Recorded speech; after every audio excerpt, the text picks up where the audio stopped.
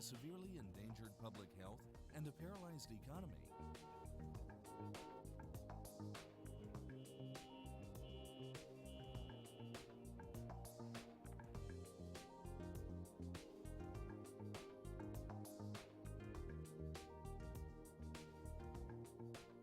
The unreliable and poor conditions of the current public transport, lack of integration, comfort, and safety are discouraging passengers to shift from private to public transport modes.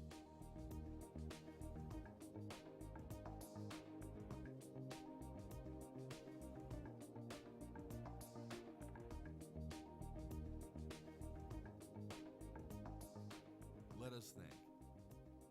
Wouldn't it be great if we can have non-motorized transport, like proper pedestrian facilities and bike lanes?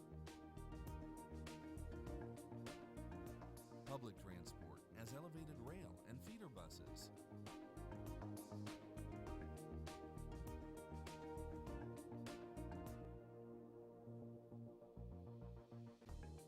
Green open space to meet and chat, to sit and play, to communicate and walk, and a clean environment.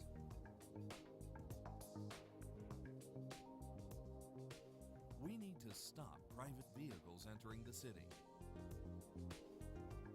It's a call for a long-awaited simplification of the urban mobility setup,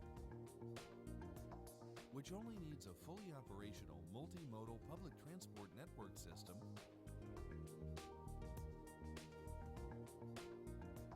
plus the supporting facilities for non-motorized mobility, such as walking and bicycle riding. Defined city limits prevent from urban sprawl beyond the boundaries, where the sharp city edge immediately opens to greenbelts. Future car and motorbike use in Indonesia is dedicated for regional, overland, and out-of-town transport, connecting rural areas to the city borders as well as the lower density and suburban areas. All stations on the city fringe are equipped with park and ride facilities, where parking tickets are inclusive with a public transport pass.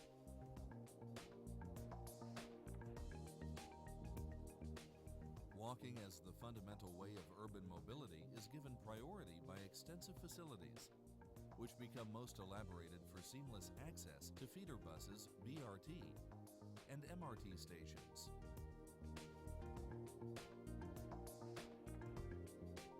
Preferred mode of short-distance access in healthy cities is walking. The denser a city is built, the more facilities can be reached by foot, thus making our cities more livable.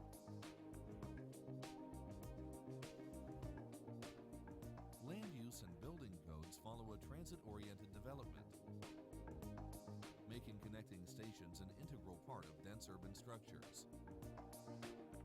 Inner-city megastructures are dedicated to multi-usage and connected to each neighboring building by sheltered walkways on ground or elevated.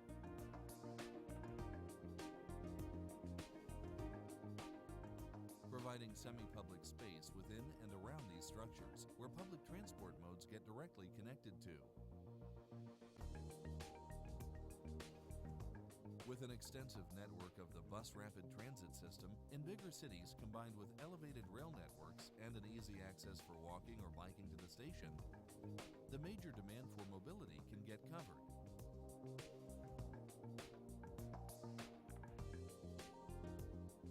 A BRT system that is safe and comfortable to use, with sheltered bus stops and pedestrian walkways, an efficient system, and affordable ticketing, high headways, will invite citizens to shift to public transport modes.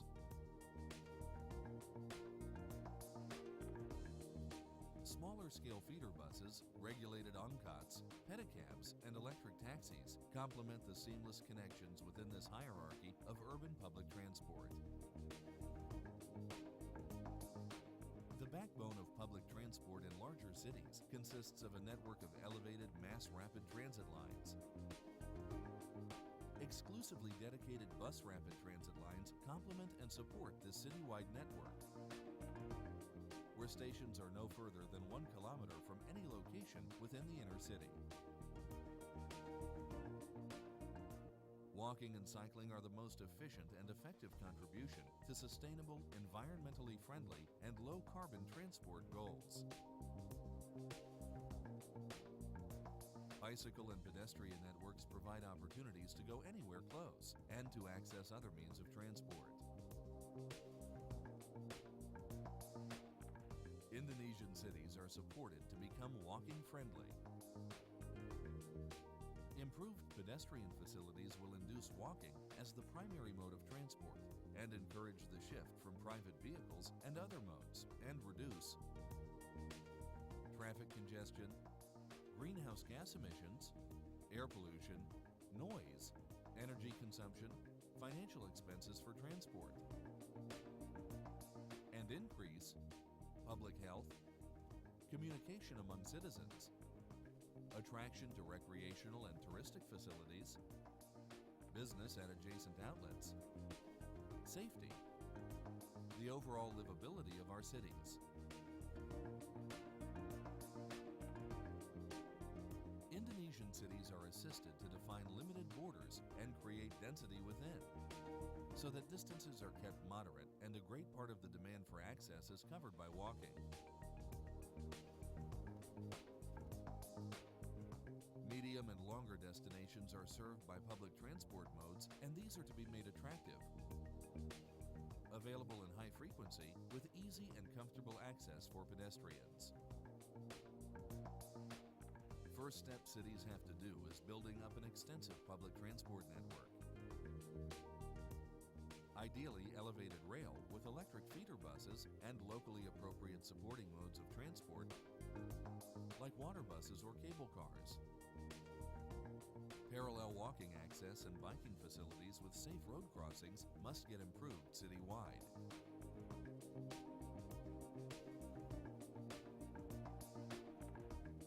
Then the use of private cars and motorbikes must be gradually reduced by means of transport demand management, like off-street parking, increased time-based parking fees, congestion and inner-city zone charging, increased taxes on car sales and registration, on fuel and traffic violations.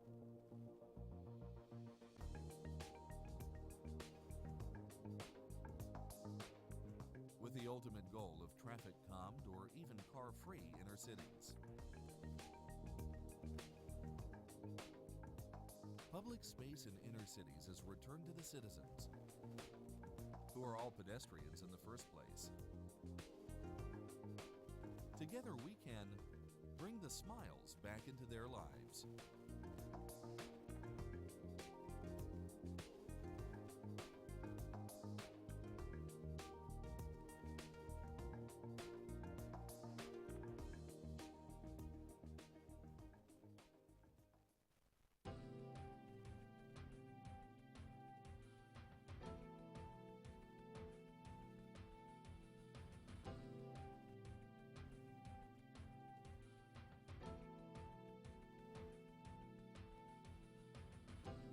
Vision for Indonesian Sustainable Urban Transport.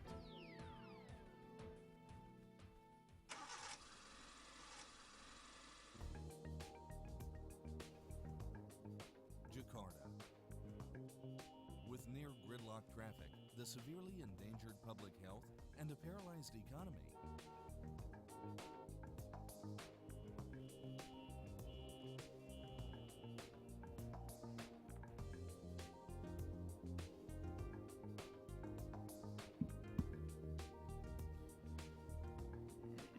the unreliable and poor conditions of the current public transport, lack of integration. Okay, assalamu alaikum.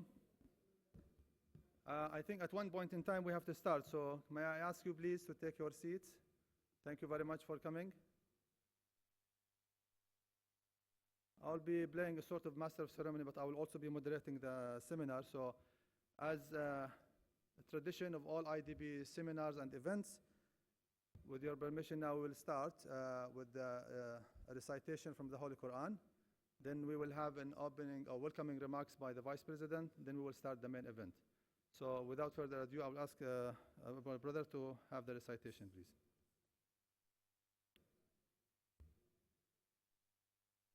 Can you start? There is here.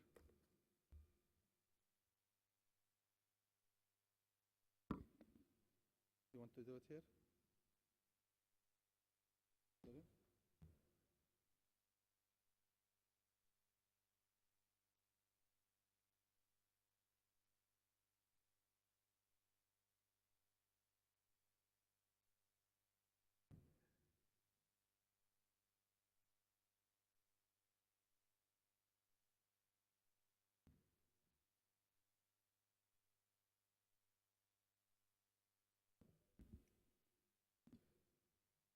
السلام عليكم ورحمة الله وبركاته. أعوذ بالله من الشيطان الرجيم.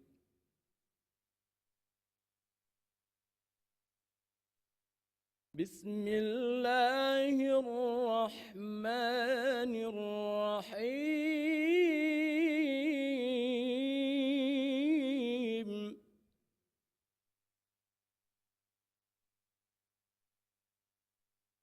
ولئن سألتهم من خلق السماوات والأرض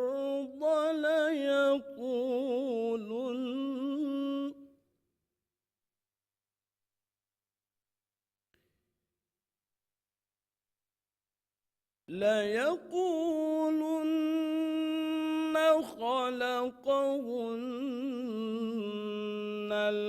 العزيز العليم.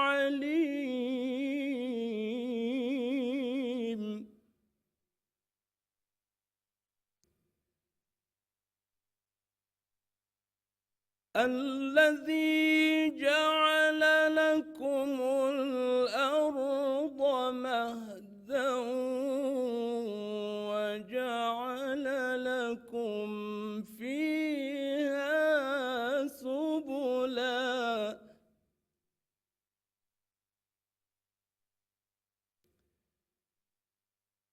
وجعل لكم فيها سبلا لعلكم تهتدون.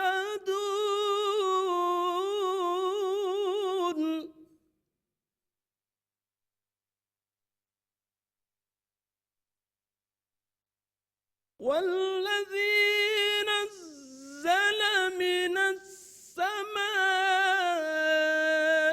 ماء بقدر فأنشرنا به بلدة ميتا كذلك تخرجون.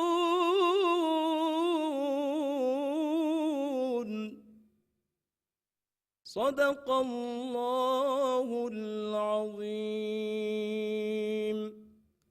السلام عليكم ورحمة الله وبركاته.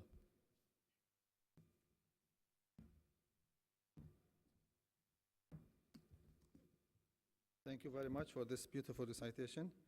Welcome everyone to this seminar on the role of a climate-friendly transport system in promoting inclusive growth.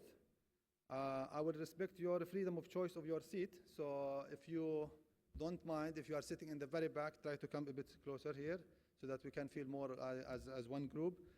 This forum, as all other forums in the bank, are being live streamed for global audience, and so please keep that in mind. And if you want to have your interaction later on towards the end, we will be entertaining some Q&A.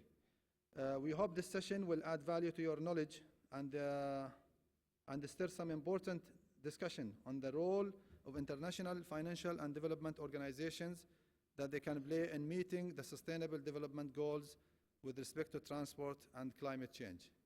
Before we start, I would invite our technical discussion. I will invite Dr. Mansour Mukhtar, who is the Vice President of Operation of the Islamic Development Bank, to give his welcoming remarks. Mansour.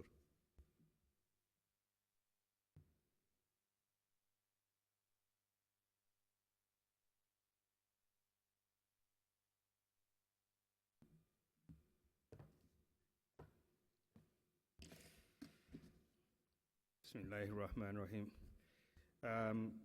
Distinguished panelists, dear guests, ladies and gentlemen,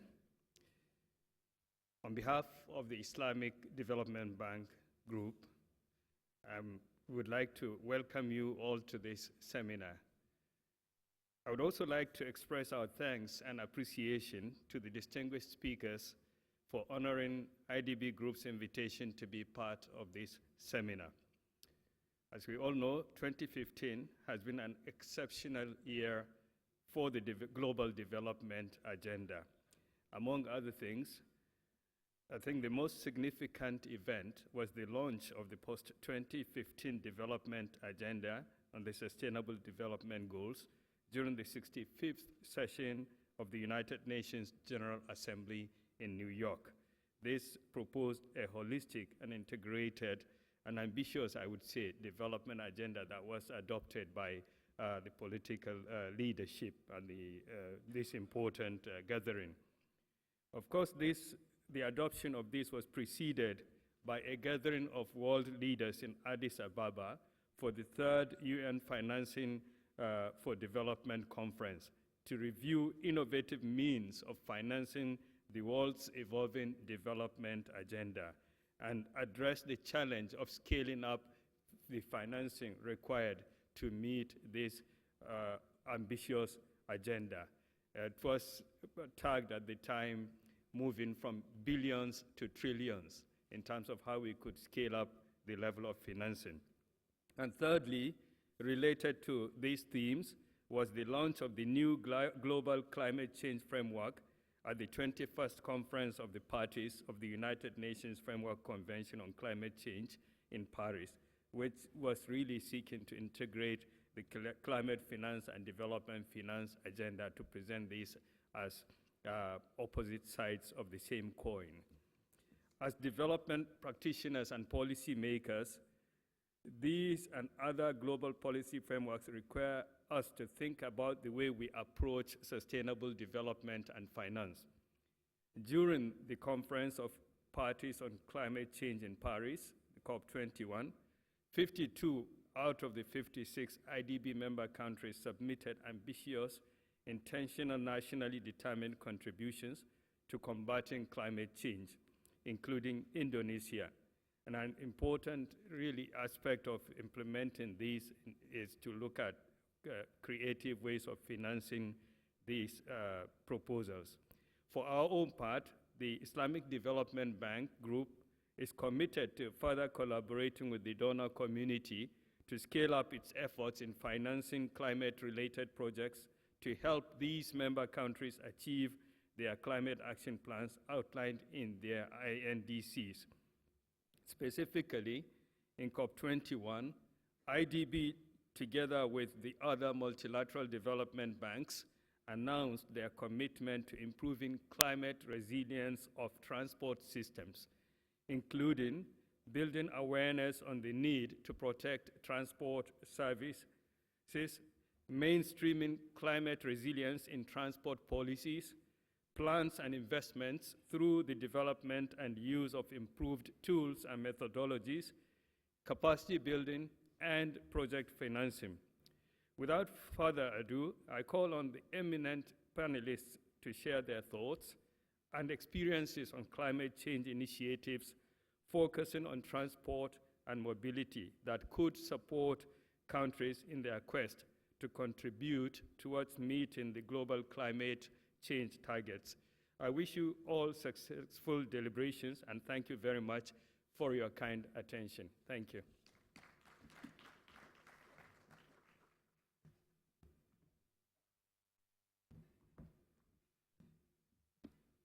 Thank you, Dr. Mansour, for your remarks. Now I have the pleasure to call on the panelists to join me at the stage. And by the way, let me call them one by one, and then we will have a bit more time to introduce them. Terrell Duncan, please. I think you have a sign on next to your seat. Nancy Van Dyck, Manfred Breitbart, Corny Hosinga, and Bambang Prihortono.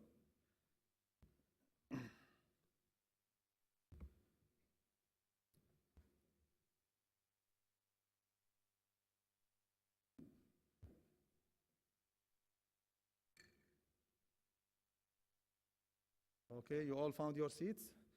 So we are aware that the audience may be quite diverse. We don't expect you all to be expert in transport technical issues or the complexities of climate change, but we really wanted to have this seminar to give an overview of the topic and how such transport systems that are environmentally friendly, as we call them, could achieve inclusive growth. We thought of having two distinct parts of the seminar. By the way, there is a brochure at the front. I hope that you had the chance to take a copy, which among other than the program and the background, it has also a more detailed CV of all the panelists, which we will not have time to read them on the stage. In the first part, we will have presentations from each participant, from each panelist. And the second part will be in the form of a panel discussion, which I will try to moderate. And then if we have time at the end, we will have some question and answer from the audience and maybe from the live streaming. We have lined up an excellent panel, as you can see from the panel that is described in your program, that covers a wide range of expertise. Experts from the World Bank, the Asian Development Banks, these are our key development partners, especially in Asia. GIZ and Partnership on Sustainable Low Carbon Transportation. And last and not least, the Ministry of National Development Planning, or BABINAS, our host. But let me first, before we give them the floor, to take 2 minutes to try to set the scene for the seminar. Annually, the world spends approximately $9 trillion on infrastructure across all different asset classes. And I will not blame you if you get mind-boggled with the numbers, billions and trillions. Among this, 2.6 trillion are spent on economic infrastructure, which includes transport, energy, water, and telecommunication. However, this is not enough. The annual infrastructure gap is estimated to be nearly 1 trillion annually. Adding to this existing financing gap, the climate challenge and threat of meeting the global target of maintaining climate change below the 2 degrees Celsius target, infrastructure investments need to be more environmentally friendly, resilient, and sustainable than ever. A little bit on IDB for those, because we are probably in the local context of Indonesia. I'm sure you know about IDB as one of the key development partners of Indonesia. But in IDB, over 90% of our financing goes to infrastructure, including about 70% to physical infrastructure such as energy, water, transport, and sanitation. Transport takes up 1/3 of our total portfolio. So you can see how important transport is in the overall development business of the bank. The other 20% goes to social infrastructure such as education, health, and agriculture. Yearly, this amounts to about $5 billion. Over the past few years, our transport financing has significantly increased, currently exceeding 35% of our sovereign infrastructure financing. In light of the growing transport demand from our member countries and the change in the global development landscape, IDB is currently embarking on a new transport sector policy, which will be built on 4 main pillars: transport in support of economic growth and regional integration, transport that enables social inclusion, promotion of road safety, and sustainable transport entailing climate change, of course. Seminars such as this one can provide a platform to IDB to engage closely with our development partners and stakeholders to ensure that our plans moving forward are well aligned with their needs and are most effective. With this short introduction, let me now introduce the speakers and start with our first part of the seminar. As I said, the first part will be a series of presentations, about 10 minutes each. And on your behalf, I again appeal to the panelists, trying to stick to the time so that we can have a fair distribution of time between presentation and discussion, and finally question and answer. So we will go in the order or that mentioned in the program, I will start with Terrell Duncan, who is a technical advisor for transport at the Asian Development Bank. Technical advisor, by the way, is a new term in ADB, I understand. It means someone who's guru in his field and is providing the knowledge and the know-how for the institution on this field. And you have a full CV in the program. So, Terrell, the floor is yours.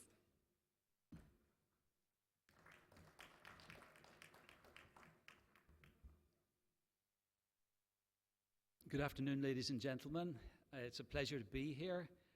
It's great that the Islamic Development Bank is featuring this subject of climate-friendly transport for inclusive growth. And I'm going to give you a bit of flavor of Asian Development Bank's experience after pursuing this for some years, just so that we're conscious of what the challenges are working with countries to try to provide these sorts of systems. A little recap.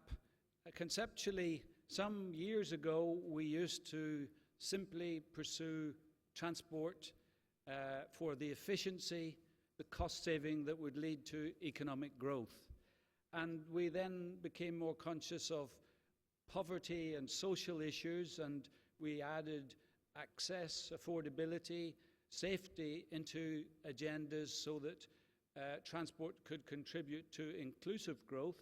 And now, on top of that, we're conscious that emissions from transport are very important within the global totals, so we need to look towards low carbon types of transport. One thing we learned in the past is that transport can do part of this, but the overall impact depends on complementary policies in other sectors, in the areas that transport enables. Now, I want to highlight some of the big ticket items in climate mitigation. I'm not going to talk about adaptation this afternoon, but mitigation, because talk about climate change can get very abstract, and actually the action that is needed is much more tangible. Look at the four big subsectors in transport, setting aside ocean shipping, long-distance freight, long-distance passengers, urban transport, and rural transport. There's big opportunities for climate-friendly, inclusive transport, and they require change. In freight, it's about trying to use rail, inland water, multimodal transport, rather than relying only on trucking. In long-distance passengers, again, rail has great potential. In urban transport, well, we see in many cities all of the problems associated with congestion. We need good mass transit and non-motorized transport. And then separate from that, we have rural transport, because there we still have a big task in many countries to connect people in more remote areas into opportunity. So still work to be done on extending road networks.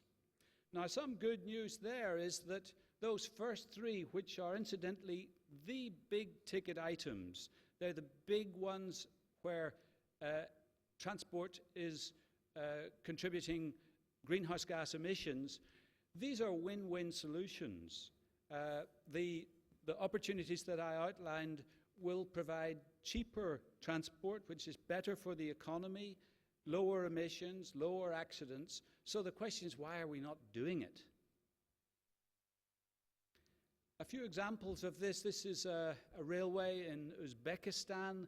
ADB is trying to build up its railways work, particularly through regional projects and national projects in Central and West Asia. I'm not going to run through all the details of the advantages of railways. I just want to highlight that there are many areas to invest in, from the traditional rolling stock and track through to newer areas related to the IT revolution that's hitting transport. And we are seeing quite a big increase in the demand from our developing member countries for railway projects. Previously, it was mostly in China, India, Bangladesh, particularly, also recently Afghanistan. Now a host of other countries are coming to the table. Linked to freight rail is multimodal freight hubs. This is a new area for our lending, but if we want to attract the shippers back to rail or onto rail, you've got to make sure that the goods don't get stuck at the transfer point. And we are seeing demand coming from our countries to set up advanced multimodal freight hubs.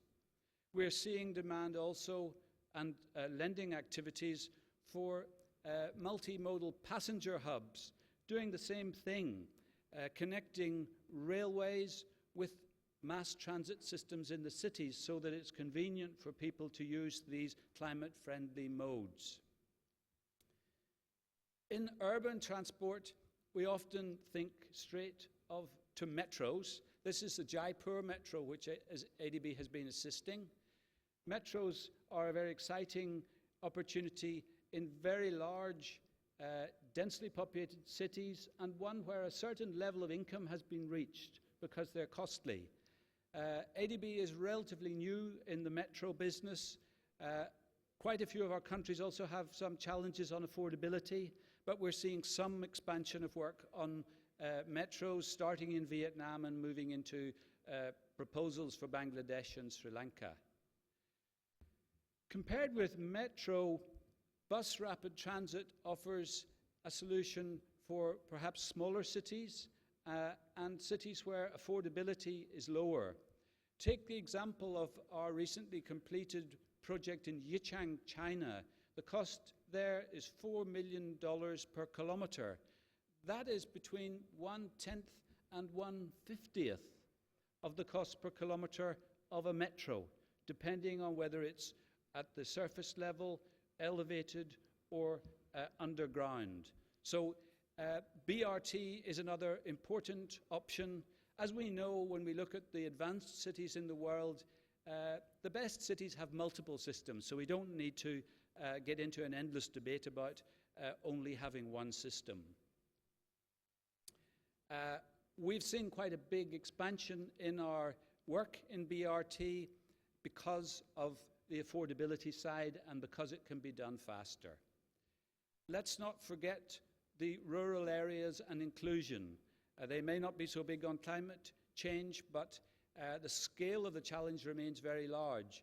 We have provided nearly $2 billion in financing for India's best practice rural roads program over the last decade.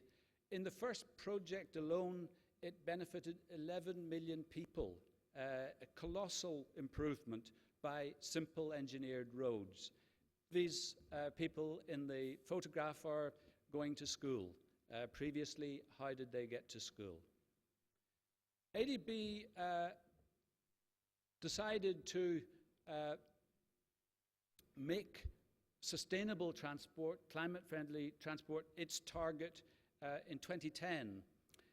And it decided that by 2020, we will be providing 25% of our lending for railways and 30% for urban transport, with roads lending coming down to 42%. Now, this chart shows the reality, which essentially shows that we are making some good progress, but it's not easy. And that's part of what I want to elaborate upon with you today. So in 2010 to 2014, I think if you look at the orange boxes, which are railways, and the green boxes that are urban transport, we made some good headway, but in 2015, it wasn't so good. And, well, we're counting on our pipeline in the coming years to take us back on course. And it reflects perhaps having some easier projects to begin with that we picked up, and then finding that some other projects are still quite challenging. Some good news is that we are scaling up our lending, a 50% increase. So alongside this increasing shift to urban transport and railways, we're moving from 4 to 6 billion in lending by 2018. Now, what are the obstacles that are slowing climate-friendly, inclusive transport? Let's just go by those sectors I've been discussing, or the segments. In railways, we are receiving more requests from countries, but the quality of those requests varies. Particularly, there's the challenge of railways coming to terms and committing to being more commercial so that they can have bankable projects. That requires a lot of dialogue, but so that limits the pace, and it means we need more effort for dialogue to speed this up. Inland waterways, which of course only applies to certain countries, I'd say that it has many parallels with railways, but few countries have got strong teams that are able to come up with proposals. In the area of logistics, the private sector is driving things, and we are seeing exciting proposals for logistics hubs. Urban transport, we're getting quite a number of requests, but far less than the potential if you look at the congestion in Asia's cities. Many of our developing member countries lack the sort of specialized capacity to do the planning and preparation for projects, or for those nationally determined contributions that we heard about from the Vice President at the beginning. Even in our own bank, the shift towards having urban transport, we only have a limited number of experts, and I see amongst staff perceptions that they're afraid that these are rather complex and risky, and that again contributes to slowing the pace that we change. In rural roads, it's a different story. We have a long track record, and we will continue to help countries until those connections are in place, and then we can perhaps exit from that sector. Finally, I just thought I could think of a few actions where we could, as multilateral banks, try to raise our contribution to climate-friendly transport. First of all, a big difference between transport and other sectors like energy, urban, water, is that the donors have not provided grant facilities on any scale to try to help overcome these capacity problems in our developing member countries, help prepare pipelines of projects so that we can make this shift. As banks, we have to use the lending resources in a prudent manner, and we can't just carve out part of the capital base for this role. So it's a very important time for the donor community to come up at scale with grant facilities to help leverage the MDB funding into climate-friendly transport. Where banks lack capacity, they need full-hearted partnerships with centres of excellence that have that capacity. They want to take part in banks' work, and we need to use them more. When entering mass transit, it's an idea to prioritise the secondary cities. There, it may not be quite so complex. You might build confidence and experience in your team, and also countries which have some capacity might see good examples from the secondary cities and take them to the big cities. Another area concerns the scale of financing. I think that Dr. Walid drew our attention to the enormous financing needs. Unless the multilateral banks find ways to scale up, even if we do all of our work on climate-friendly transport, we won't make enough of a difference. We need to look at the other sources of financing. In my own opinion, there has been a little bit too much focus solely on PPPs, which have a very important role to play, but we need to look at things like combinations of financing involving domestic bond issuance, syndicated lending by banks with some guarantees from MDBs, as well as our sovereign lending.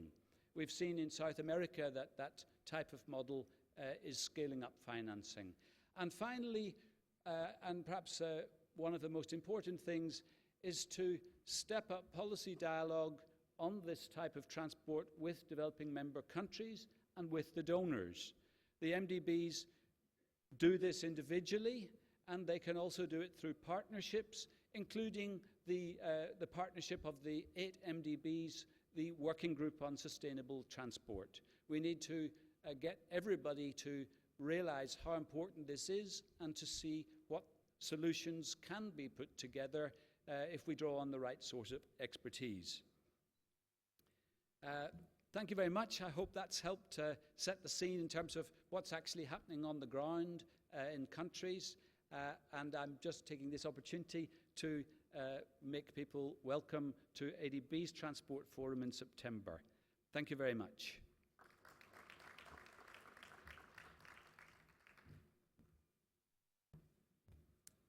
Thank you, Talal, and for this last advertisement for this upcoming event, we will be happy to join. I think the target that Talal mentioned about the shift between road and non-road transport reminded me to share with you that only this morning our Board of Executive Director approved our first urban transport, efficient, sustainable urban transport program for Turkey, 150 million euro loan for Turkey to be used for light rail transit, LRT. This is somewhere between the metro, which is very heavy mass transit, and the rapid bus train, for example, for medium-sized cities. They are targeting Antalya, Bursa, and Mersin, very prominent cities in Turkey. So I think like ADB, and I suspect also World Bank, we are also facing this challenge of shifting from less to more efficient, more climate-friendly modes of transport and financing, although the financing structure remains a challenge. Before I introduce Nancy, I just wanted to also share with you that I think the approach to transport within MDBs is changing. With this increasing attention on global challenges such as the climate, inclusiveness in transport and efficiency, we are under pressure to shift from a typical standard road-based approach, where we have a lot of road builders or engineers who are very good at putting missing links or improving transport, with the classic idea that if we improve the transport efficiency, we reduce costs, we increase competitiveness, and that leads to economic growth. Of course, this is not going to disappear. It is very important, especially in sub-Saharan Africa and Central Asia, where we have many, many landlocked countries that require investment in roads. But as Talal mentioned, MDBs will be, I think, shifting towards more non-road transport. Another approach change is that which require attention to global transport issues that would require a different skill set. So this gives me a pleasure to introduce Dr. Nancy van Dijk, who is a lead economist in the World Bank, not a transport engineer, as you can see, precisely because we want to start focusing on the impact of transport, whether it is, as I said, a climate or safety or economic inclusiveness as part of the development agenda of all MDBs. So with this, I welcome Nancy for her presentation.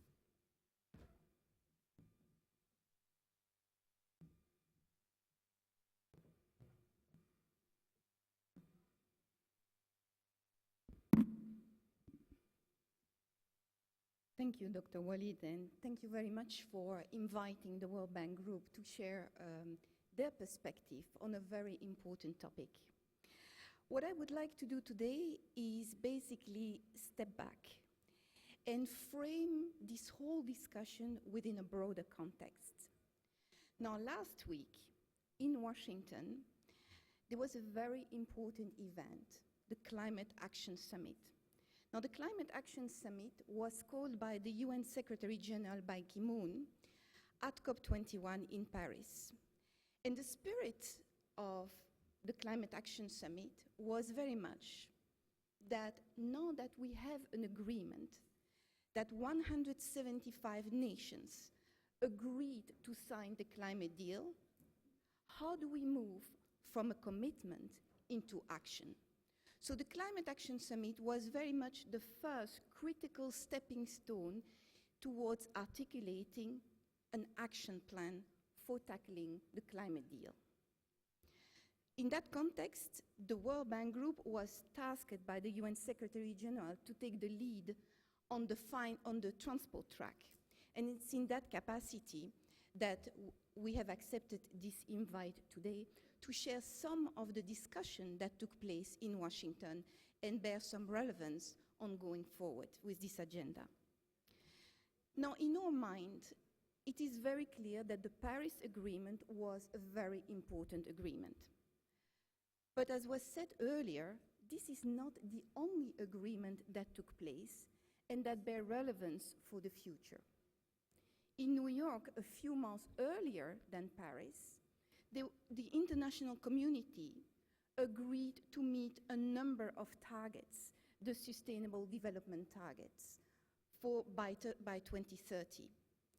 And those targets do bear relevance for the transport community. We're talking about access, about efficiency. And so the challenge for the transport community is now, how do you reconcile those two agreements, the Paris agreements with a focus on low carbon and mitigation, and then the SDGs that are much broader and that tackle a vision about sustainable development. Now, the future is very much a future of more goods, more people, and more information by 2030. Let's just look at some statistics. We know that by 2030, there will be 1 billion more people on Earth with aspirations for greater mobility. We also know that in terms of freight, the volume of freight is expected to double, so more goods as well. And we know that in terms of information, the value of digital information now already exceeds the value of goods. So more people, more goods, more information. How do you reconcile this with the Paris Agreement? What is clear in our mind is that all collective efforts to support what we call sustainable transport, that we will define here, have so far been insufficient. And this is actually a very thought-provoking concept. Let's look at some of the statistics that we have here. Still on Earth, 1 billion people do not have access to a basic road. If you look at efficiency, 70% of fuel energy is wasted in driveline and problems with driving. We know that by 2050, there will be 1 billion more cars. That means a doubling of the number of cars on roads. Let's look at safety, dramatic performance. Over the past few years, the road traffic accident tripled. And we also know that transport is responsible for 23% of energy-related greenhouse gas emissions. So those statistics are quite starking and tell us that there is clearly a need to do more. And so the question is, what is missing in the equation? The World Bank Group put forward a proposal, a concept on the table at the Climate Action Summit, which consists of 3 concepts. One, we need a global vision on sustainable transport with clearly articulated goals. Second, we need a program of bold and ambitious actions that will really give us the scale and the scope that we need to transform the world's mobility going forward. And then finally, we need a group of actors, a coalition that will carry this vision and will implement this program of bold and ambitious actions. So let me start by the vision.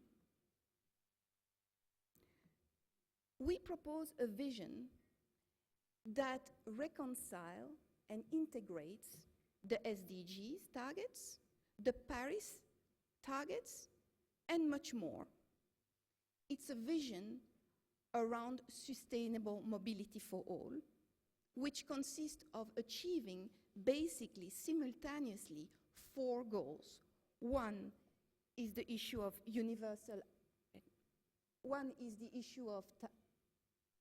access for all. essentially ensuring that everybody has access to economic and social opportunity by providing the transport infrastructure and the transport services that are very much needed. This is the business where MDBs are very active. But is this enough? No, we need to go beyond. We need to tackle the issue of efficiency that is embedded in the SDGs. So we need to give prominence to this agenda as well. We need to tackle the safety agenda, and the safety agenda, fortunately, is already embedded in an SDG target. And then we have the Paris Agreement that consists also of a number of commitments on greenhouse gas emission. So this vision basically is supported by 4 goals, and we believe that at the end of the day, if those 4 goals are achieved, it will improve significantly the lives of billions of people on Earth in terms of health, in terms of environment and quality of life, and it will help us meet the Paris Agreement and stabilize climate change. Now, what will be important if we articulate a vision with those goals is that we put in place a very solid global tracking framework that would allow us to monitor progress of every single country in terms of achieving those targets. Now, you would be maybe surprised to know that actually this global tracking framework does not yet exist. And when you look at what we currently have in terms of indicators and data, we are really short of providing the solid data and analytical basis to support any of those goals. So we put forward the idea that we need to develop, as a global community, this global tracking framework to give the accountability and the transparency that is very much needed. So that is the first aspect, the vision. Then we need to look at actions. Now, when you look at what already exists, you can see that a lot is already happening. And here we just identify a few actors that have been, over the past few years, committing voluntarily, most of the time, on a number of things. And these actors only focus on goal 4. So imagine if we were to look at achieving goal 1, 2, and 3, how wide that map of actors and initiatives would be. So let's look just at goal 4. We have countries, they have committed to achieve a number of targets through the INDCs. We heard about 52 out of 56 Islamic development client countries have actually committed that. We have cities. Cities have been also very active in that space, making all kinds of commitments. The private sector also has been committing, for instance, in Paris, 260 transportation companies committed to reduce greenhouse gas emissions. And then we have the MDBs. The MDBs have committed in 2012 to increase their lending for sustainable transport to 175 billion, so a significant portion for supporting the climate change agenda. And then in Paris, MDBs also agreed to meet a number of climate finance targets that I will come back to. And then you have a number of other organizations that in Paris committed to do all kinds of other things. Some have committed to double the public sector, the public transport share. Some have committed to do more on rails. Some others have committed to do more of green roads. So clearly a very crowded space. The question then is, how do all these things add up? And do they add up to actually ensure that we meet just the goal 4? Now, there is a need to actually map out how each of them contribute to these goals. Our sense is that there may be there some duplications, maybe there are some gaps. And what is very clear is that many of those commitments are voluntary and therefore unfunded. So there is very much a question of looking at those commitments in the context of the financing that is needed to actually make all these things that they would like to do. But all sense is that it will not be enough. We need scale and focus to really transform the world's mobility. Now, in the short term, there are a number of things that can be done, and we will hear from another panelist some of the quick wins that are being proposed. But we believe that we need more. We need a program of bold and ambitious actions. And although work is ongoing to actually define what this program of action should look like, in our mind, it's very clear that a number of actions are absolutely essential. One is to look at this issue of climate finance. And currently, MDBs are working together to actually make a case for more funding for sustainable transport or climate-friendly transport to all these climate funds. You would be surprised to know that actually only 13% of the climate funds are actually supporting sustainable transport. The rest is going to energy. Why is that? Another very important dimension is to look at carbon pricing. And about a month and a half ago, a global coalition to look at carbon pricing and accelerating efforts globally on carbon pricing has been launched. So there is very much an expectation that it will go beyond just knowledge sharing, but actually actions. So let me focus, since this is the topic of this seminar, on the issue of climate finance. In our mind, we need to radically transform the architecture for supporting sustainable climate-friendly transport. If you just look at the numbers, very little is actually currently going to transport. I talked about the climate investment funds, 13%, but that's not all. The Green Climate Funds, for instance, that was recently set up, very few transport projects. The Clean Development Mechanism, only 30 projects out of 7,000. Carbon finance, 7 million out of 1.7 billion. If you look at official development assistance even going towards transport, it's actually very small, 8% is going to transport. The rest is going to all the other infrastructure sector. Even though transport is a significant contributor to economic growth, to getting the climate change agenda under control, etc., etc. MDBs actually commit every year $25 billion for sustainable transport. The World Bank, about $6 billion. Yet, out of this, less than a quarter is actually considered as supporting a mitigation or adaptation objective. So there is an issue of not only doing more, but doing a certain number of things that will help us to achieve those goals. So there is clearly a need to more financing. There is also very much a need of moving away from what has been the approach so far, which has been very much project by project basis, a few projects here, a few projects there. But really, when you want to tackle the ambition of this agenda, you need to look at the whole, for instance, city space. You need to look at transport system. You cannot simply look at your particular BRT. So we need to move away from project to project to a more programmatic approach. And then more fundamentally, and that will be probably the most difficult part, we need to broaden the criteria for making all projects in transport eligible for this type of funding.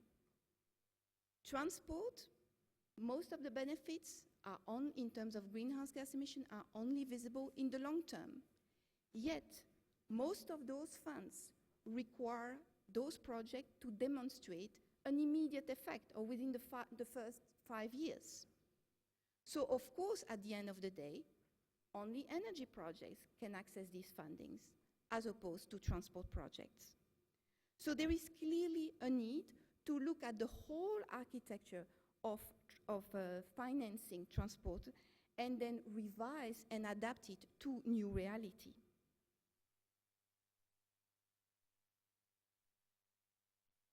So the third element that we have put on the table is who will carry this agenda? Who will push for this vision and these targets to be achieved? Who will push for this program of bold and ambitious actions? Can we rely just on the existing structure, or do we need an additional mechanism that will really give the visibility and the political will that we need to transform the world mobility at scale? So we have put forward a proposal that we need a global coalition of actors, and actors would mean country champions, city champions, private sector champions, that we really adhere to this vision and will be ready to take the risk for implementing and supporting this program of bold and ambitious actions. So in conclusion, what we think we need is, one, a vision with clearly articulated goals that encompass not only the Paris Agreement, but also the SDGs. Second, we need a program of bold and ambitious actions. And then finally, we need a group of actors that will be empowered to really carry this agenda going forward. We hope to use the coming events in 2016 and this event to actually share with you this concept, socialize this idea, refine possibly based on reactions, so that at the end of the day, maybe at the end of the year, through those various events, we would be able to put together a proposal that is supported by a broad coalition in terms of vision, program of action, and coalition. Thank you.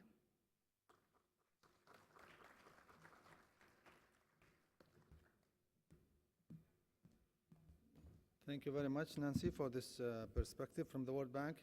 By the way, the first two speakers are MDBs and also MDB. And MDBs are very good in drawing lessons for the future, but I'm asking the remaining panelists not to copy us or to draw lessons. The first two speakers average 15 and 16 minutes, so we need to go a little bit faster. Our next speaker is Manfred Breithaupt. We are going by the same order of the program, not the seating. So I hope I did not put you on the spot. Manfred, of course, we all know GIZ, which used to be called GTZ, and whenever we talk about mobility and transport, Germany always jumps in the mind. I think they are playing disproportionately larger role in this global agenda. Manfred, for you.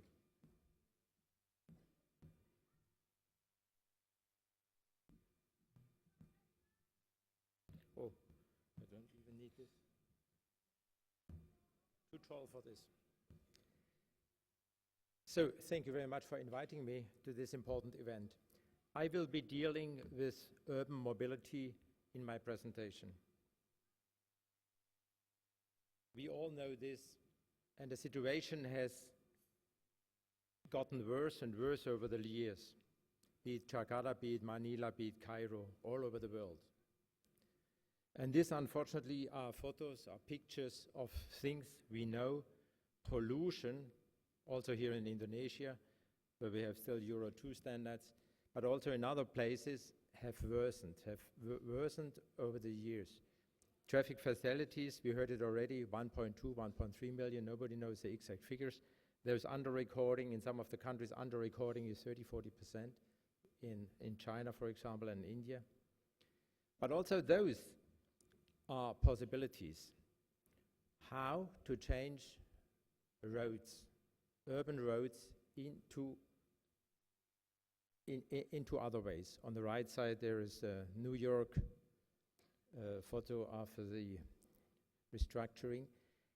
And all this can be done only if we reverse the well-known pyramid upside down. First pedestrians, walking and cycling, then public transport, so these three things being called active transport, then followed by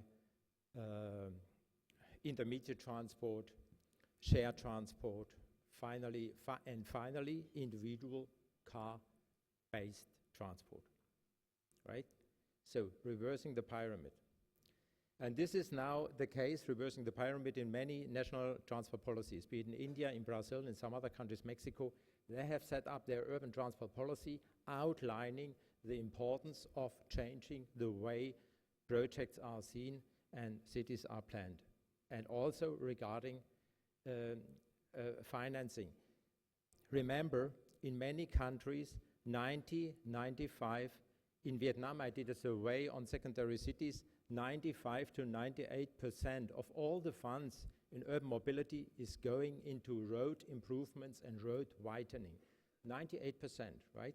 So maybe in Indonesia it's only 70 or 75%, but I'm sure it's over 70%. So and thank you for your contributions regarding financing. We have to deeply look into the financing structure. Sorry, I jumped over this. Transport energy consumption could be around 50% lower compared to the current level only by using readily available and cost-effective measures, which are already known. This according to a pretty known IEA report from 2014. How far can I travel with 1 ton of CO2? Those are the various modes. The best, of course, is a B-articulated bus when it comes to motor. I mean, if it comes to motorized travel, and of course, walking and cycling doesn't lead to any emissions. And then the B-articulated bus, a normal bus, and so on, trams, metros, and of course, motorcycles and individual cars have the lowest efficiency in terms of energy and climate use.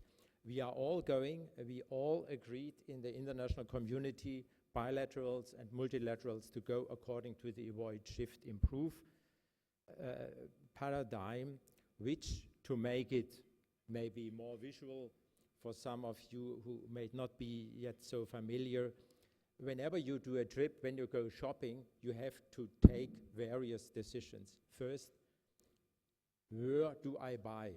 Next door, or do I drive to a shopping center 10 kilometers outside of town? Second, which mode will I use? Walking, cycling, and if you are going to buy very close, you walk. And finally, the decision about the fuel composition and about vehicle efficiency, as we call it, improve. When we decide on what mode to fund, be it tram, what has been mentioned now, or buses, Tyrrell said also that BRT is now high on the agenda of ADB, we have to ask the citizens. Let's first ask the customers what do they want. And they know exactly what they want, and let's then try to plan the system around the desires of the customers. They need easy access, comfort, rapid journey, safety, security, and so on. So public transport should be designed around the customer and not around the technology. I say this especially also because in Indonesia, but also many other countries, the discussion goes first around the technology, and finally the customer has to accept what will be provided. Say this term. With the avoid measures, right? Changing urban pattern, create mixed use, and so on, we can save 10 to 30% of all the climate-related and energy-related resources. With a shift, changing the mode from individual transport to active travel, we can save up to 30%. And finally, with improve measures, fuels, and vehicle technology issues, another around 50% can be saved.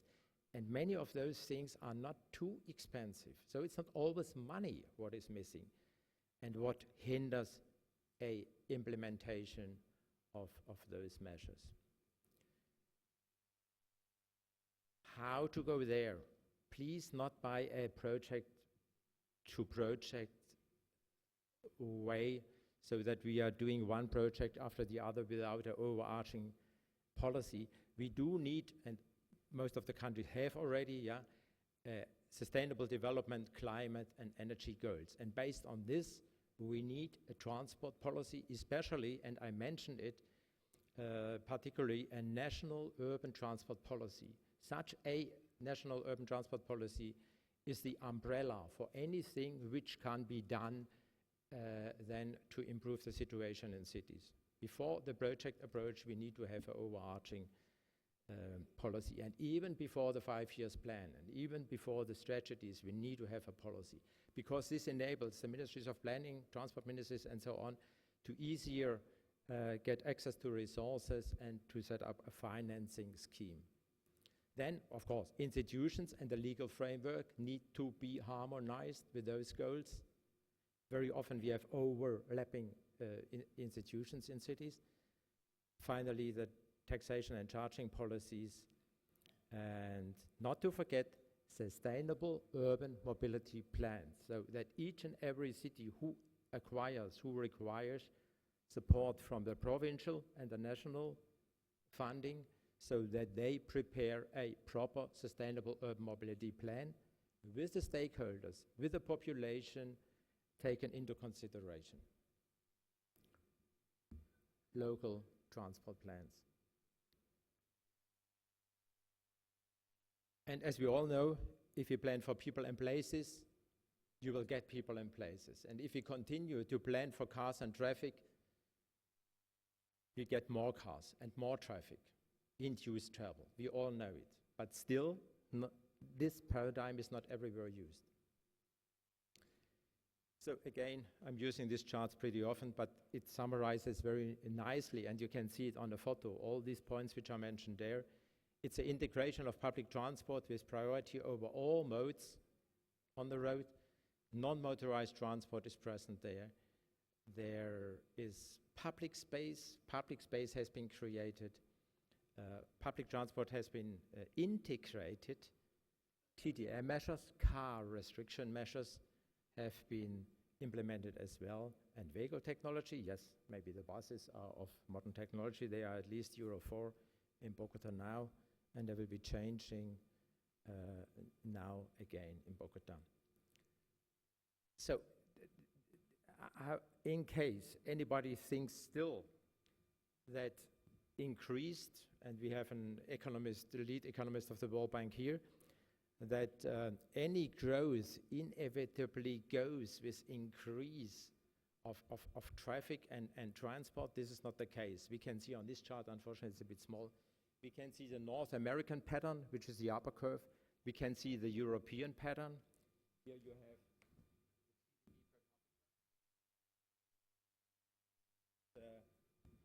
up you have the model splits. We can see that in the very rich cities like in Zurich, Tokyo, Düsseldorf, Frankfurt and Munich, we have a low share of individual transport, while the top of this curve is in Atlanta, Houston, where the average income is much lower than in many of those European cities. So actually the answer is transport can be decoupled from growth. That's the good news. Some of the leaders who have made it and changed their cities. This is a city we are supporting in Ukraine, it's Lviv. Together with IDB, and I'm very happy to say that we have organized 5 training workshops together over the last 5 years. We were very happy, and also the participants were happy to join. There were nearly 160 representatives from 35 countries in those courses. And we jointly published a publication, Big Cities, Big Challenges, Sustainable Urban Transport Across Major Middle East and North African Cities, which you can download from our webpage. And we are very much dedicated towards strengthening and deepening our cooperation with the Islamic Development Bank. A new report is coming out this year focusing on urban mobility planning. Finally, last words, I want to put your attention to a new German initiative which is coming up. And this is due to the fact that so far in earlier years there was not too much attention from the German government given on mobility issues. We could finally convince them now. Also, Corny Huizenga from Slocat had a big role in it. We could convince them to create this initiative. We call it Urban Mobility Beyond Cars. It will be set up during the year. And there will be a large financial contribution, about €1 billion per year, money which is channeled through the KfW, the German Development Bank. And also there will be an envelope for technical assistance, especially preparing projects, doing capacity buildings in the range of 10 to 20 million a year. That's also a lot for us at least. At least 10, 15, maybe even more million a year.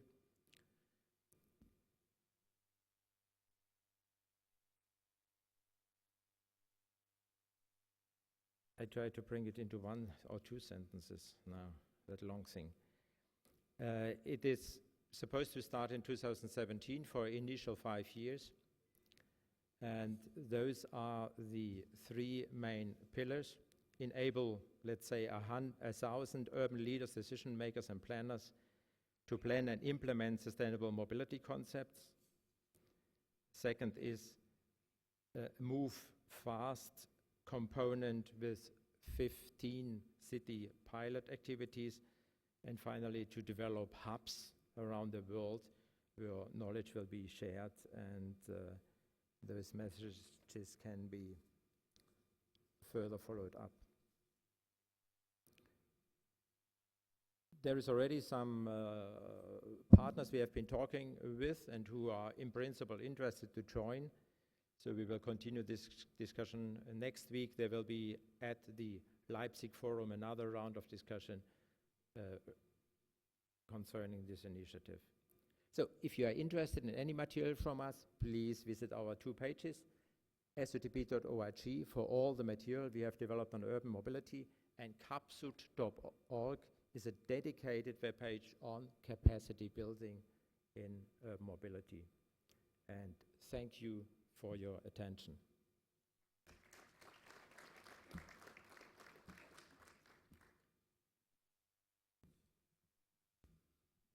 Thank you, Manfred. Manfred is tall, so he removed this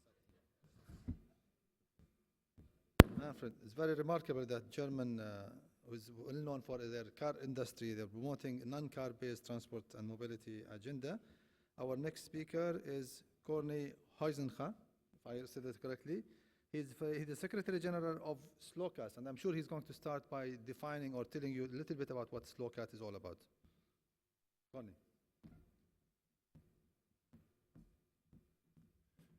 Thank you. Thank you to the previous speakers for making my life easier. There's a formal title here which says Scaled Up Sustainable Transport in Support of the Paris Agreement on Climate Change and the 2030 Agenda on Sustainable Development. You could also call it the Green Shoots presentation. Like, what I wanted to do is to give a little bit more of a positive, a little bit more optimistic or upbeat outlook. And I want to do that by also putting it a little bit in context of what we have heard so far, and take a few steps back where we came from, because I think sometimes we are focusing too much on all the challenges that are still ahead of us, and I don't think that we fully realize and recognize what we have actually achieved already. So very briefly, what is this animal called Slocat? We sometimes do get emails where it says the slow cat, but Slocat stands for Sustainable Low Carbon Transport. This is a partnership which was set up in 2009, and the idea was very simple. There are a lot of the people, including the organizations that are sitting on stage, which are actually working on sustainable transport at the city level, at the country level. But what we saw was that there were a number of emerging global discussions on climate change and sustainable development, and that we did not see transport sufficiently recognized there. Nancy spoke about that, for example, that climate finance is being dominated by energy. I think that this is one of the examples, and we said that if we want to make progress on climate change and on sustainable development, transport needs to be part of the discussion. We are very happy that we are not doing that on our own, but we can do this with 100 different organizations representing the UN, the multilateral development banks, international organizations, NGOs, private sector, academia, etc. And a big thank you to all the people whose logo is on the screen to make our work possible. And our mission is very simple. We are not involved in implementation, but we are really focusing on these processes at the global level. And currently, there are 4 processes which dominate the international discussion on development. Like first, we have the climate change agenda, and I think that we spoke about the Paris Agreement, and we are now looking forward to what's going to happen in Morocco later this year at COP22. We also have the Sustainable Development Goals. Another important process which is happening at the moment is the Habitat 3 conference. This is a process which takes place every 20 years, and this is where the global community comes together to define what is the urban agenda.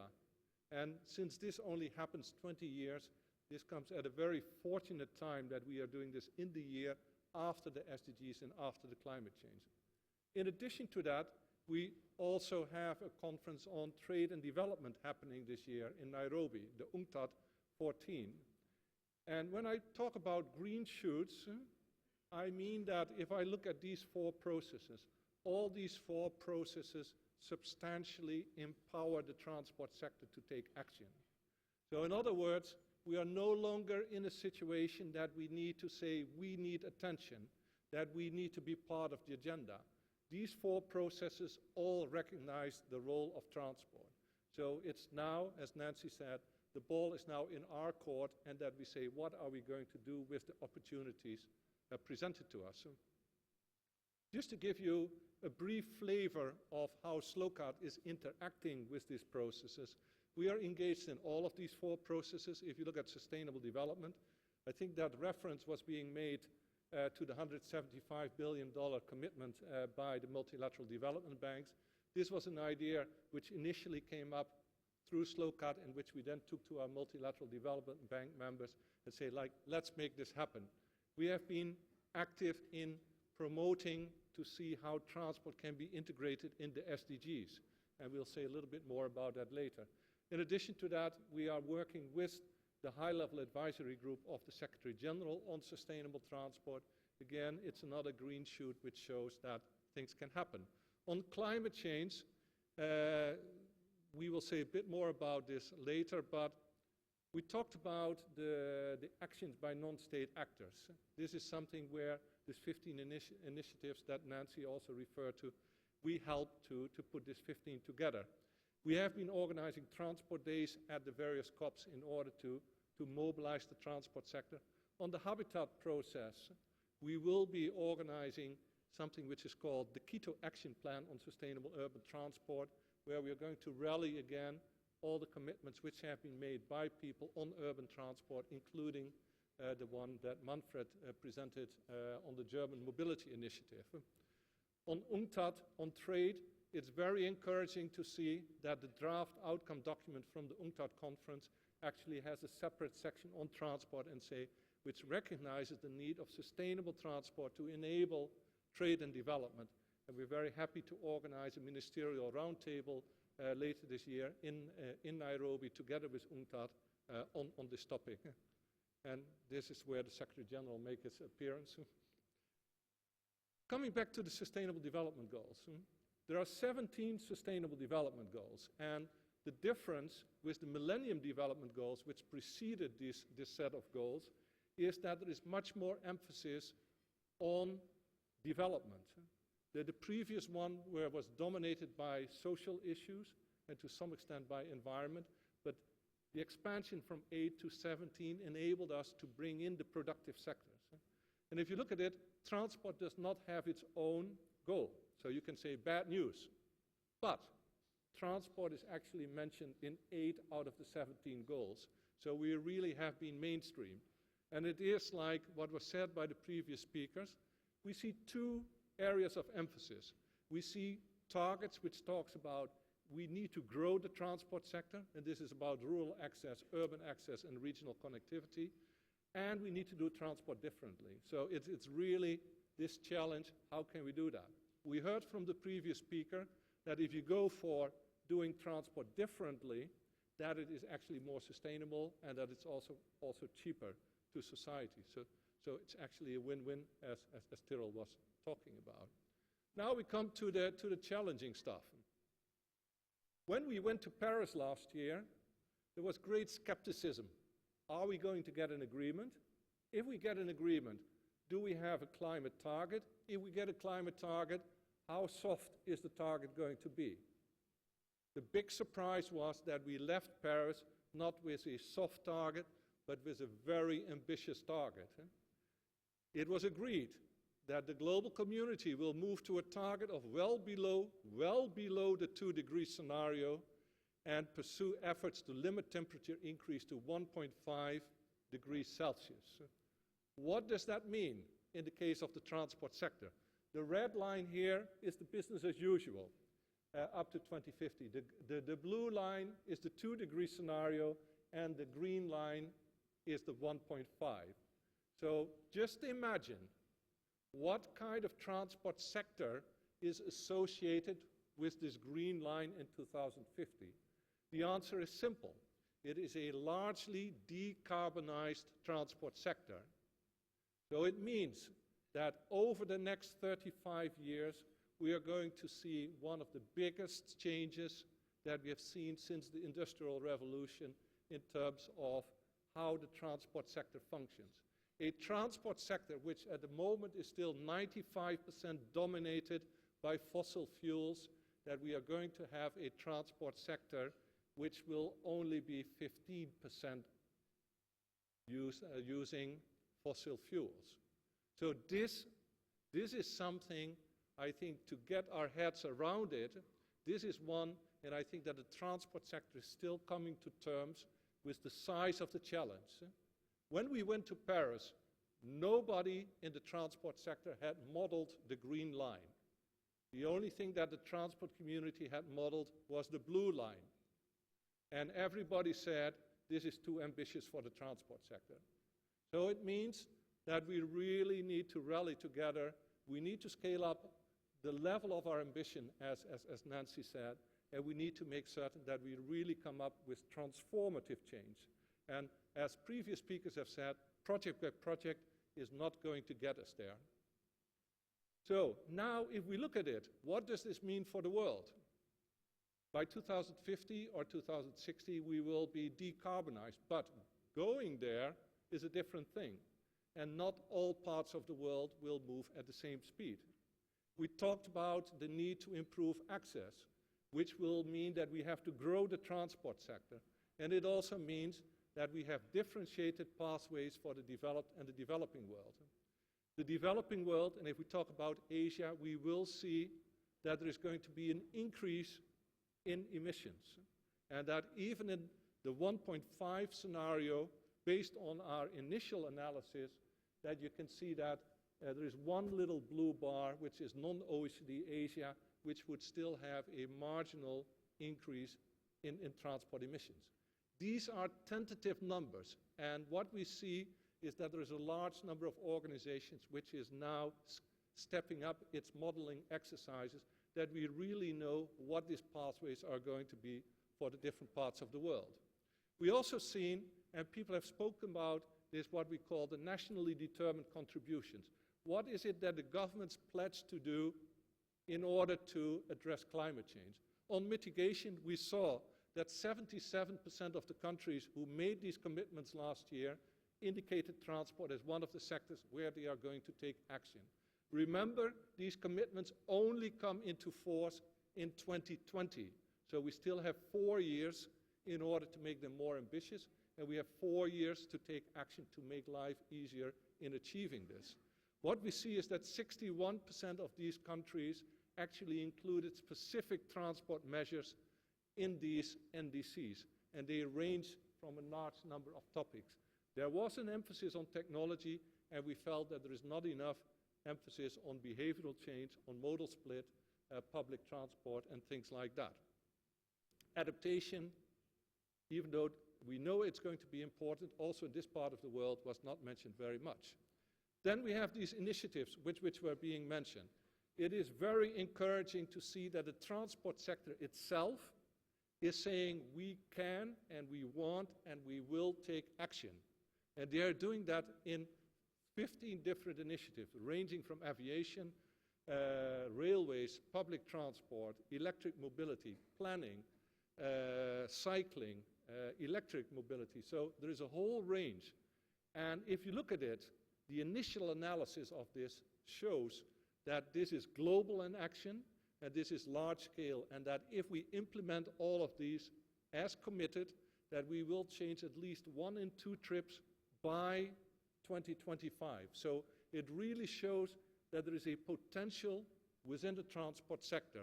It also, the good news is that evaluation shows that at a macroeconomic level, that we would save literally trillions of dollars because of avoided investments in fuels, in vehicles, and in certain types of infrastructure. So now, can we bring these things together? What the governments are planning to do through the NDCs and what the non-state actors are planning to do through their initiatives. And our initial analysis shows that this is actually a very good fit. And we are very encouraged that based on the discussions with the new COP president, Morocco, that they announced that they really want to see bringing these 2 pillars of action together. So this really puts the transport sector in a very good position because we have strong initiatives, we have strong commitment from the government, so that really gives us an enabling position to move forward. Then just to summarize, we would like to echo what Nancy said. In order to move forward, we need to have a global narrative on sustainable low-carbon transport that supports short, medium, and long-term action. We cannot just focus on the short term, we need to look forward as well. We need to have this common framework, we need to have a global roadmap, and we need to have quick wins. Just on this is a very easy slide because I could copy it from Nancy. So we need to look at these goals, and we need to refine them, we need to discuss them, and we need to build consensus around those. What we do need to realize, and this is something that needs to be expressed in the tracking framework, is that we say not all countries will move at the same speed on all the 4 goals. So we need to have a differentiated pathway. I just wanted to focus briefly, how many people from the private sector are in the room? If you are private sector, can you raise your hands? So we have 3 private sector, and private sector likes to sit in the back, it seems, that the private sector is going to play a key role in the decarbonization of the transport sector. We are asking the private sector to change its business model in terms of the technologies it's developing and how they are deploying these technologies. So what is important is that policymakers should give a long-term perspective to private sector and say, like, how to structure their future technology development, how to structure their investments. And this is why we would like to have a global roadmap which really explains how do we get there to this decarbonized transport sector. And we realize that in the developed world we can move faster, and that in the developing world we will move slower. But we need to move in both cases. And then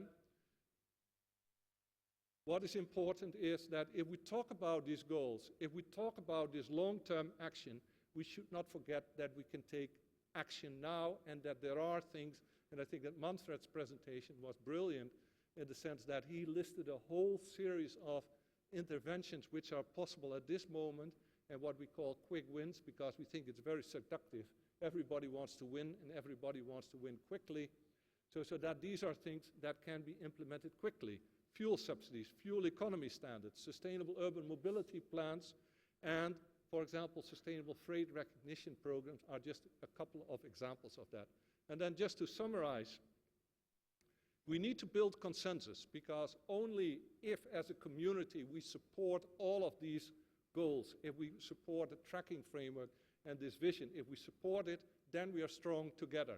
And Ségolène Royal at the climate summit that Nancy referred to had a very nice speech, she quoted an African proverb, and she said, you act alone, you go fast, you act together, you go far. And I think that that is what is underlining, I think, this slide, that we need to build this consensus. What is important is that we need to get more commitment from national governments. We need to have the presidents, we need to have the prime ministers, the captains of industry. They need to fall in line and support what we are developing in this year. Then we need to come up with a medium-term strategy, and then in terms of, like as Nancy indicated, we need to think about what is the governance that can underpin all of this. We will be organizing 3 big events in terms of promotion since Tyrrell introduced this good tradition of speaking about an event. We will have 3 transport days, one in Surabaya during the PrepCom of Habitat 3, one in Quito during the Habitat 3 conference, and one in Marrakesh during the COP. Thank you, and I hope that the next time that we meet, that we no longer speak about green shoots, but that we say like, that it's becoming a field and that we can no longer look over it. Thank you.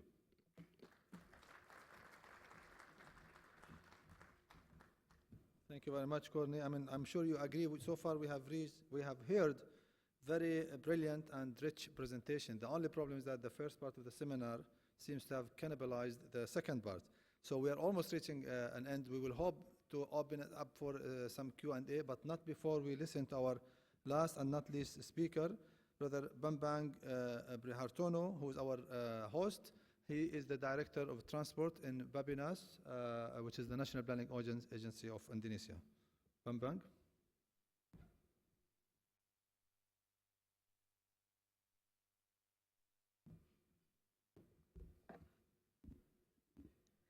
Bismillahirrahmanirrahim.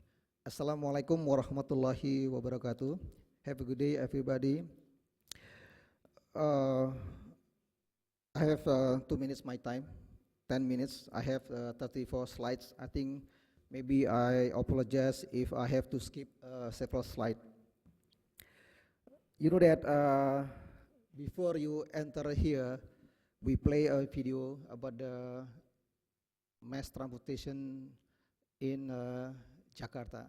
I think that's our dreaming, and then how to develop the sustainable transport in Jakarta.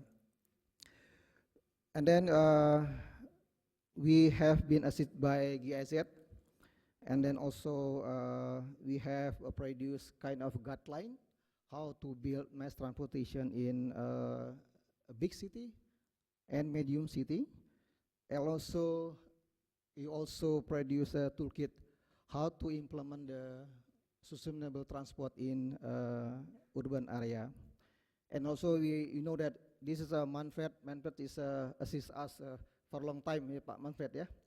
And then I think we have produced so many ideas of policy how to build the urban transport. Basically, my presentation will be 2 parts. In the first one is a little bit about theory, and maybe the rest about the action plan. You know that every speaker here talking about the sustainable about transportation, and then my title today is how about the sustainable transportation policy in Indonesia. Next. You know that we need a kind of a policy how to reduce the environmental impact in transportation. If not, next please. Yes.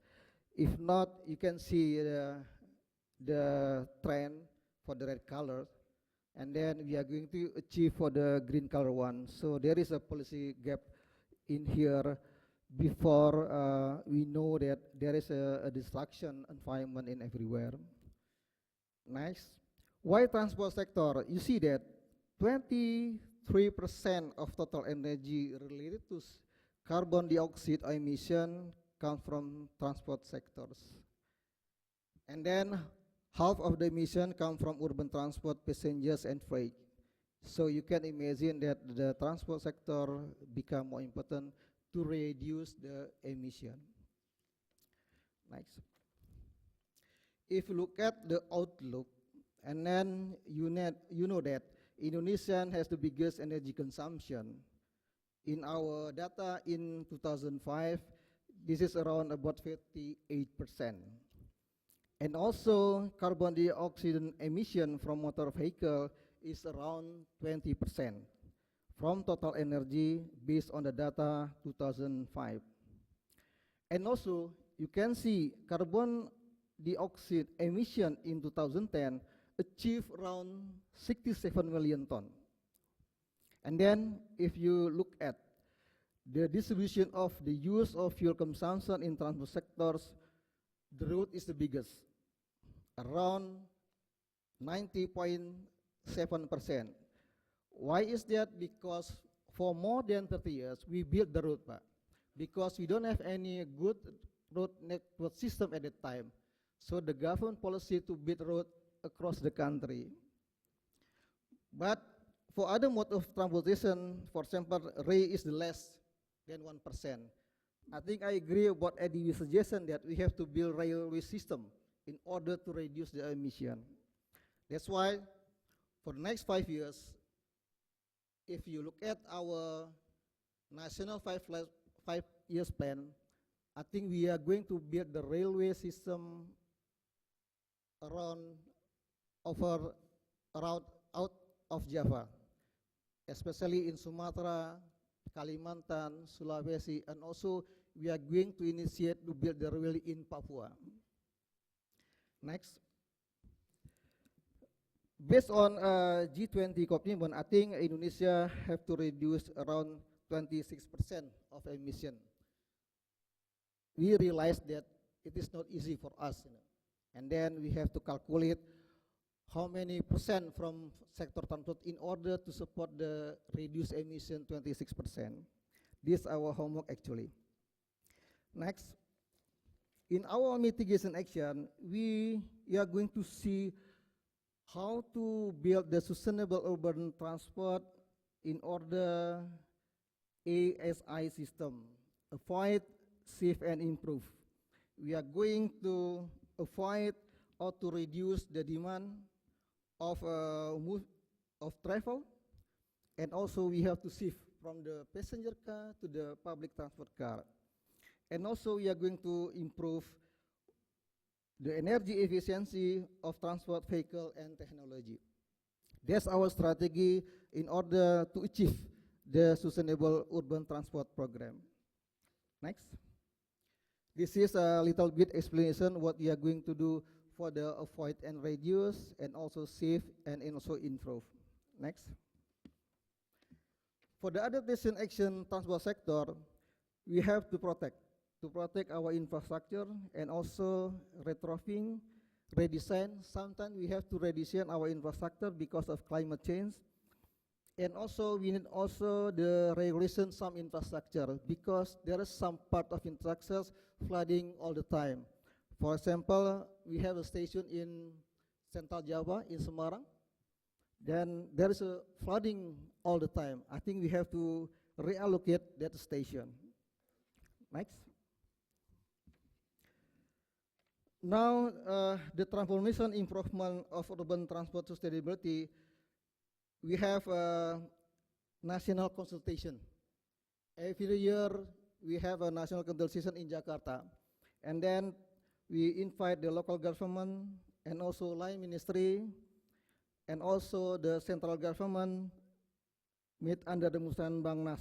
We call that National Development and also trial meeting. We discuss with the local government what we are going to do for the next years. The consultation will be held every year. Next. Sustainable transport policy in Indonesia. We are going to do, the first one is how to improve the public transit system. For example, bus and railway orientation and also with modal transfer facility. For doing that, we have also to construct what we call that rail-based rapid mass transit. Now it's under construction MRT in Jakarta between the southern part to the northern part of Jakarta.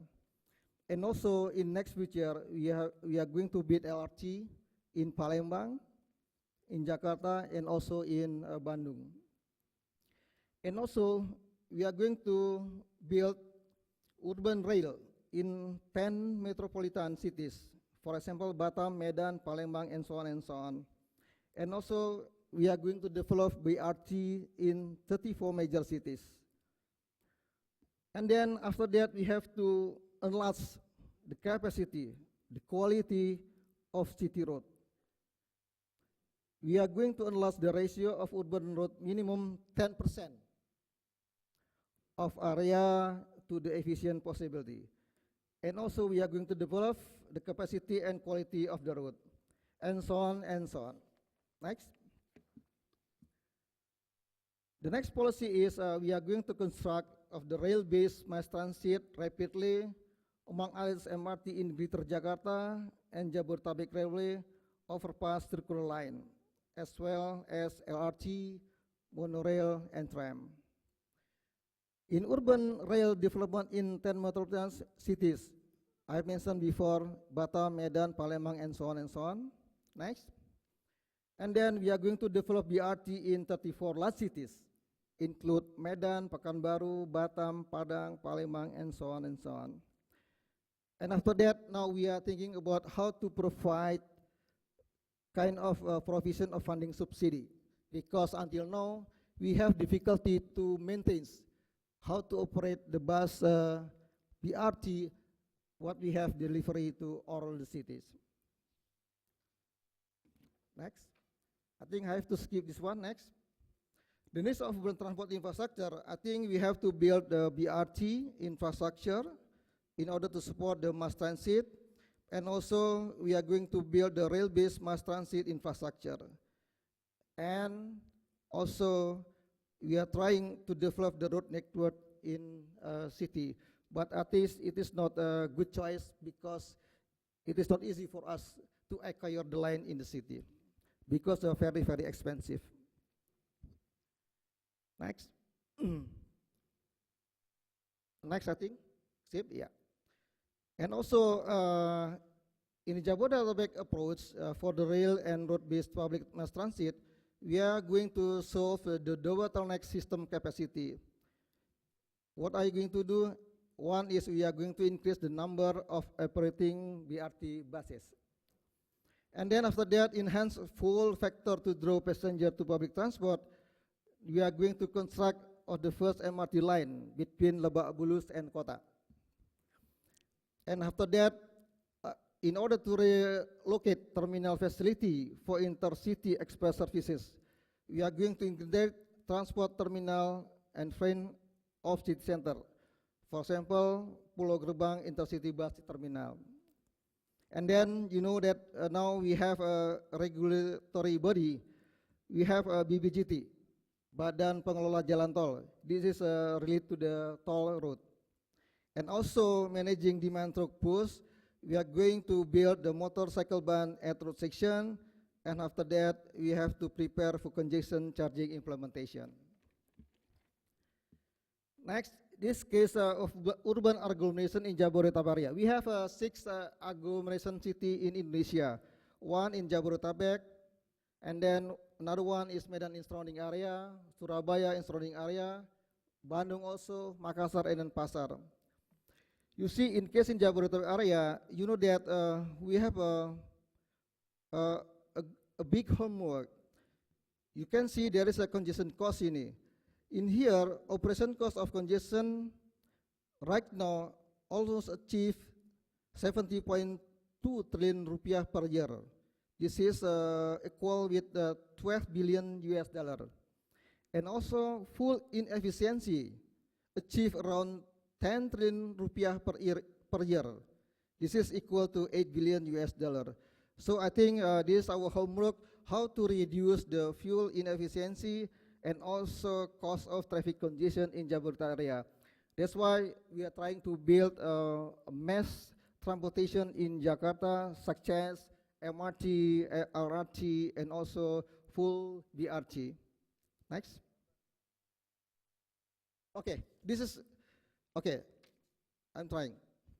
Okay, and then I think this is the information about the Jabodetabek area, and then you see I'm going to show you that there is a shifting between motorcycle increase, but mass transportation decrease. Next. I think we can skip this one. Next, just skip also. And this one, just skip also. Yeah, this is Jakarta MRT 2017. We are going to operate this MRT for the first phase is around 2018, inshallah. And then next, this is elevated railway loop line. We are going to start to build the railway loop line 2018. Next, this is LRT in Jakarta and also other cities like Palembang and Bandung. Next, in Jakarta, we are going to also the monorail, start 2019.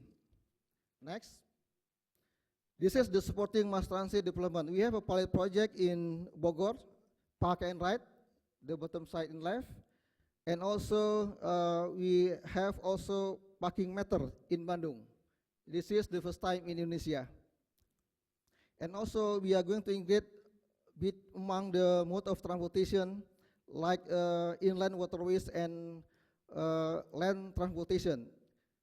This is the pilot project in Palembang. This is the down right side. Next. I think we can skip this one also. And also skip this one. I think go to the last page. Page 34. So what we expect from the international partners? The first one is we need a technical and analytical support in developing transportation policies and planning for the short, medium, and long term. And the second one is we need a technical assistance for preparation, field study, detailed engineering design, and also master plan in transport project. And the last one is we need an assistant on transport project construction, particularly in sustainable transport area. Thank you. Wassalamualaikum warahmatullahi wabarakatuh.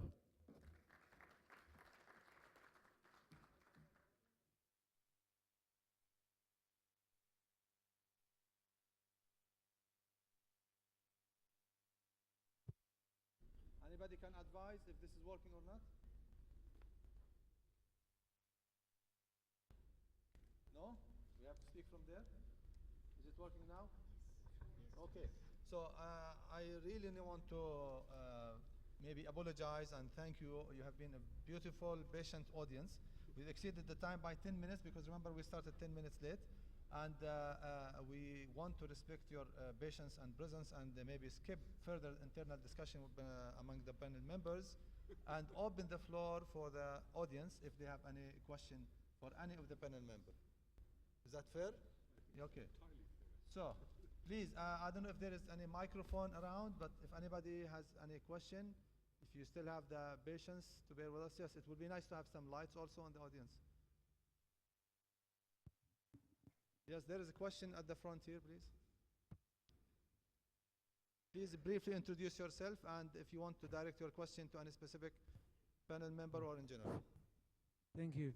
This is Tim Yang from China Economic Daily ASEAN Bureau and also from Jakarta Foreign Correspondent Club. My question is, because I believe that this is 41 and maybe 42, there will be a new player in this forum, AIIB. So,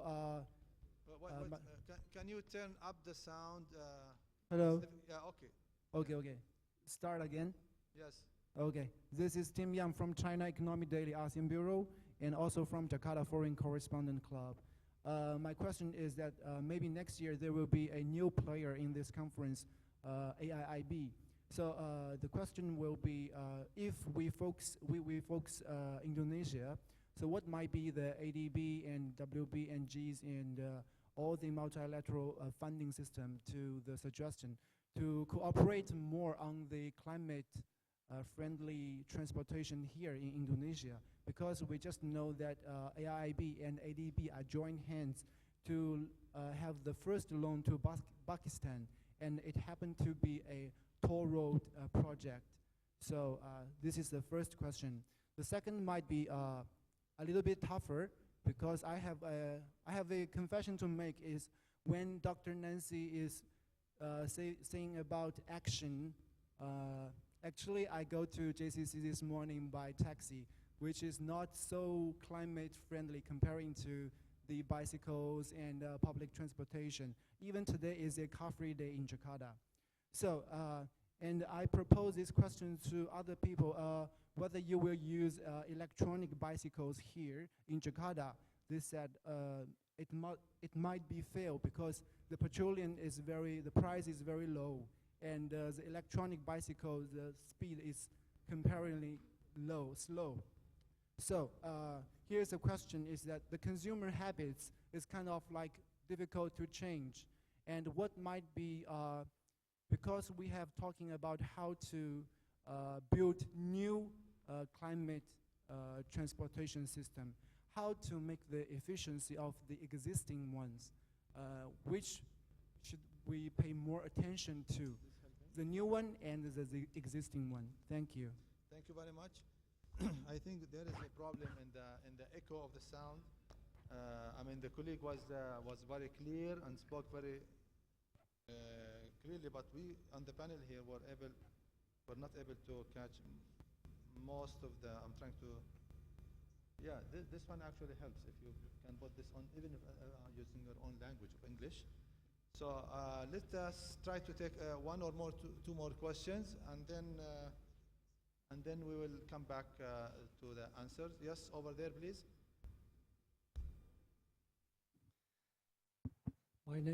My name is Monsef Ziani from Morocco. I am a consultant engineer. I have been involved in some friendly transportation systems in Morocco.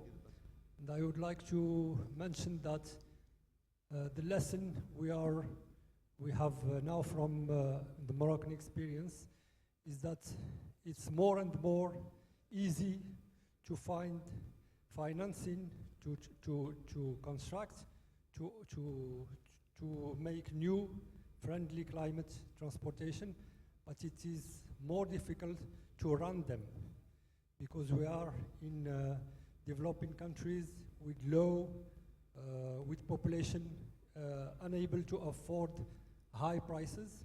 So you have to subsidize these transportation systems, and it's very, very difficult in our countries.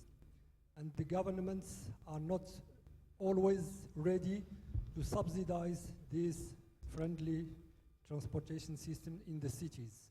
Thank you.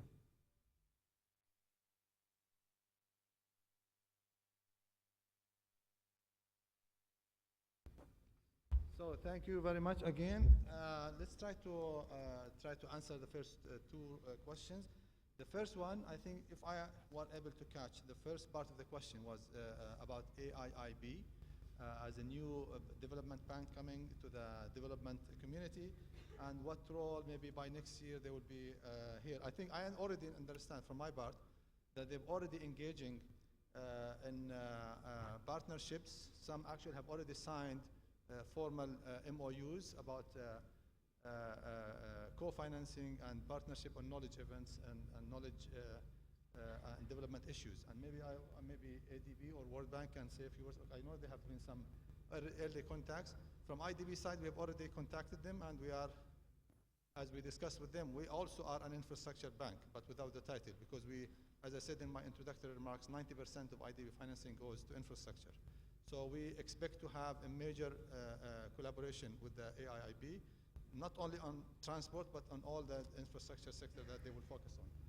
Briefly, please. Yes, yeah. Okay, thank you. Well, I think as I think the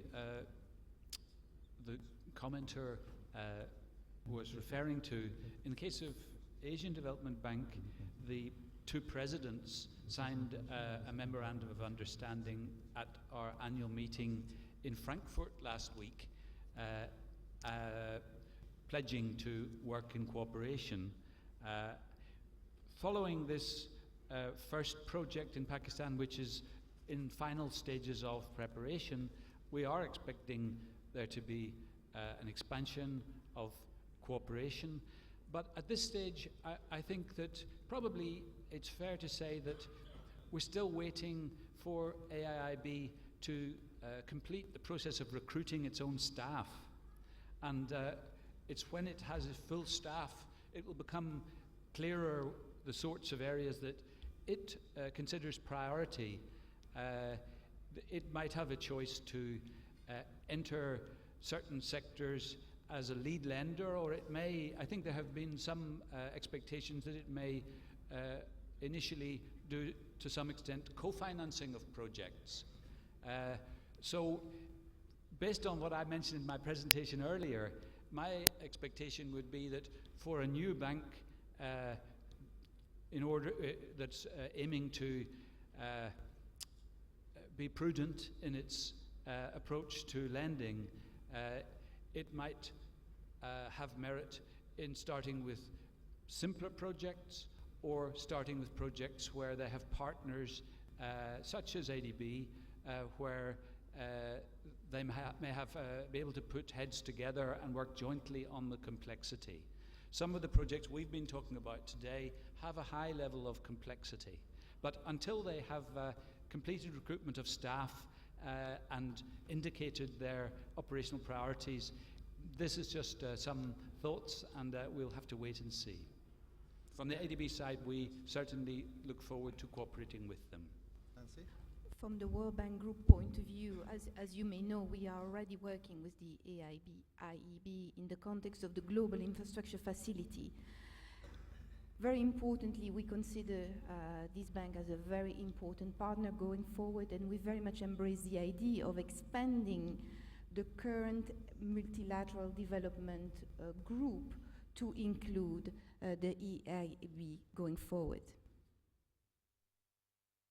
The Vice President of the AIIB will be one of the keynote speakers in one of our forums with the governors. So that's part of the growing relationship of this new bank, which we all welcome.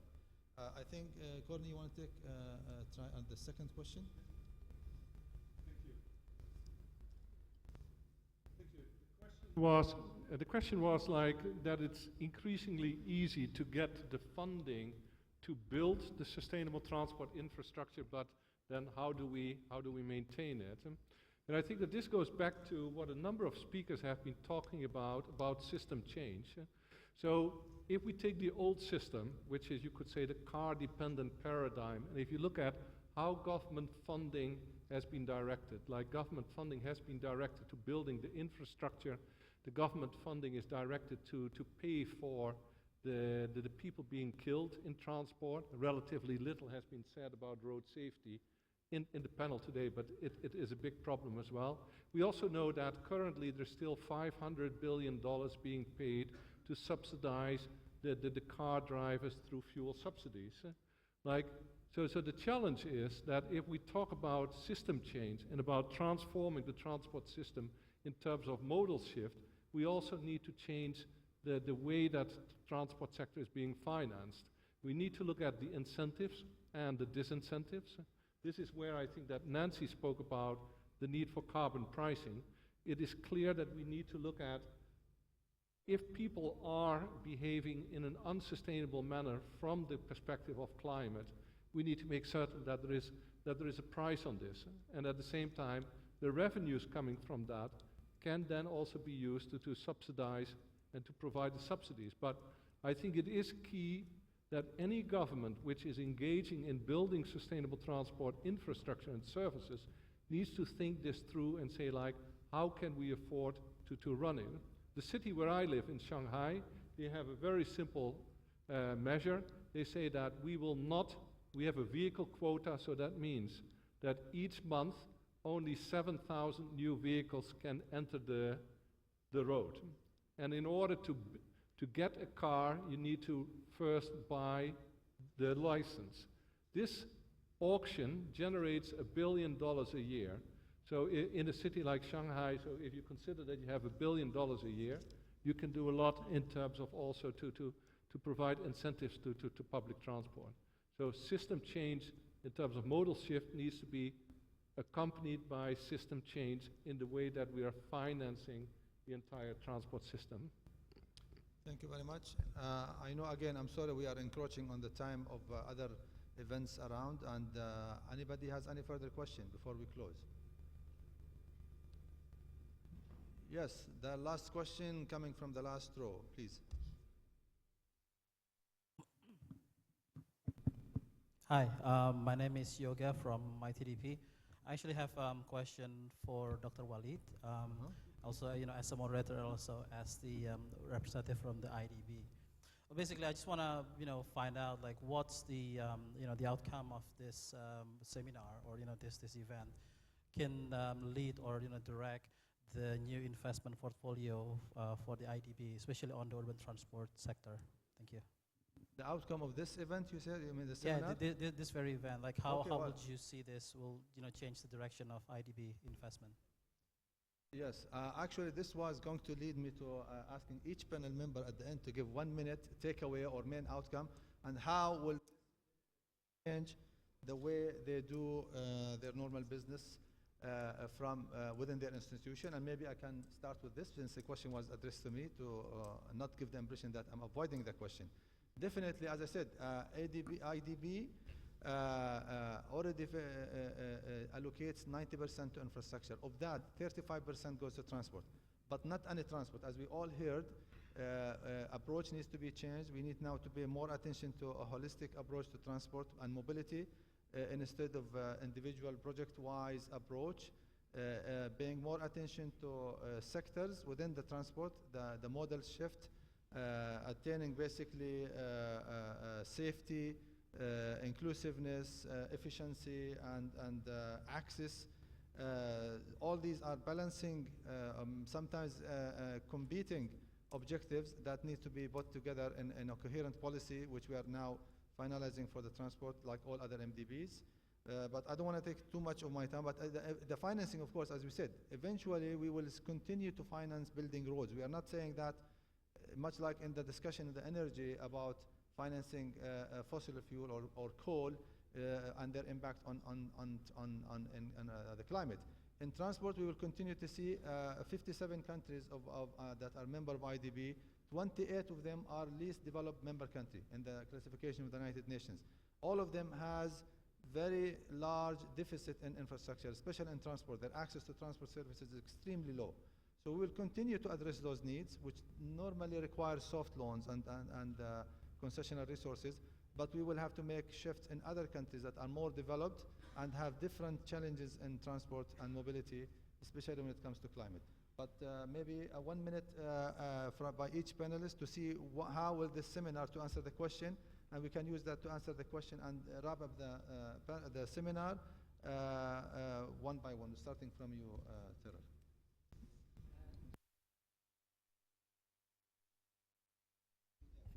I hope it's okay. From the seminar, I think we have seen that something is beginning to take shape at the high level globally. Many people are talking about much the same thing, and there's hope that within a few years there can be clarity about what makes sense in transport, and that can feed through for governments in also taking this as something that makes sense and they should pursue. I think that we, whilst being very keen to look for optimism, I think we should not underestimate the level of difficulty in actually doing this, and a lot of support with donor grant money is needed for that. Finally, from an MDB point of view, I sort of repeat the words of ADB's president.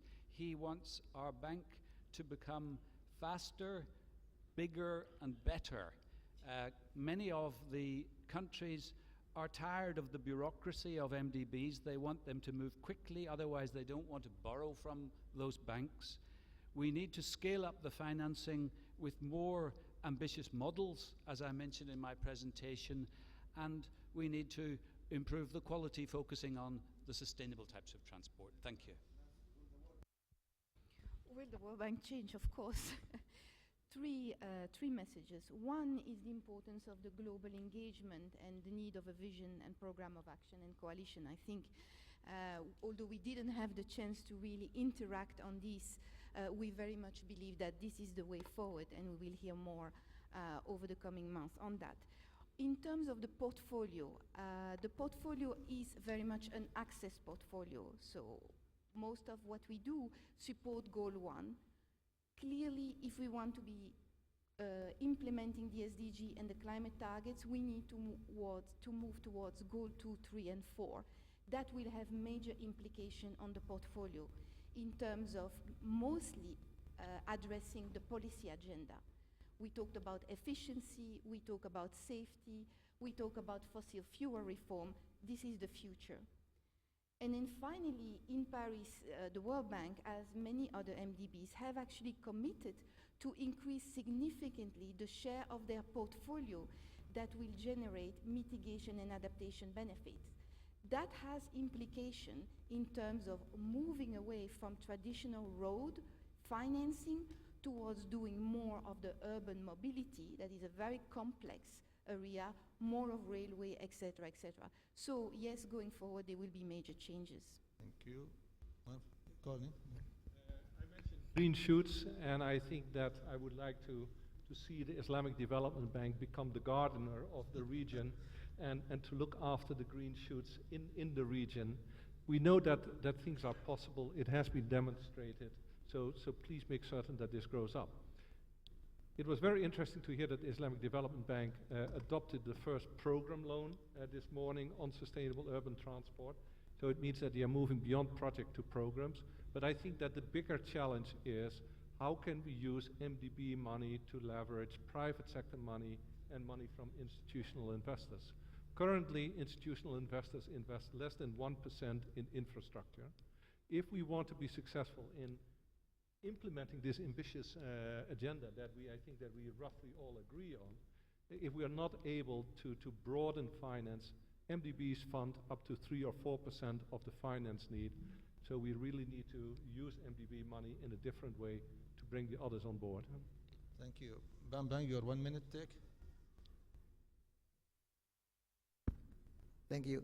I think the result from the seminar, we all agree that we have to accelerate to develop the sustainable about transport. And then I hope for the all donors, see together what is the policy for each donor for Indonesia. For example, ADB policy, World Bank policy, and also GIZ policy, OKFW, and other donors. So it is clear for us what we are going to do for the each donor.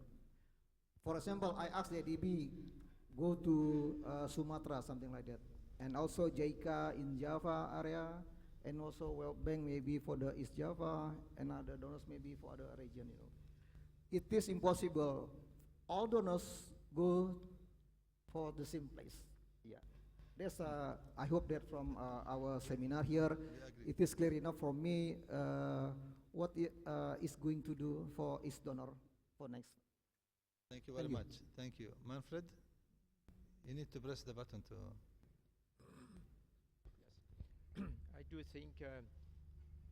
does it work? Yeah. Okay. I do think that financing is pretty important, but not always the most pressing need.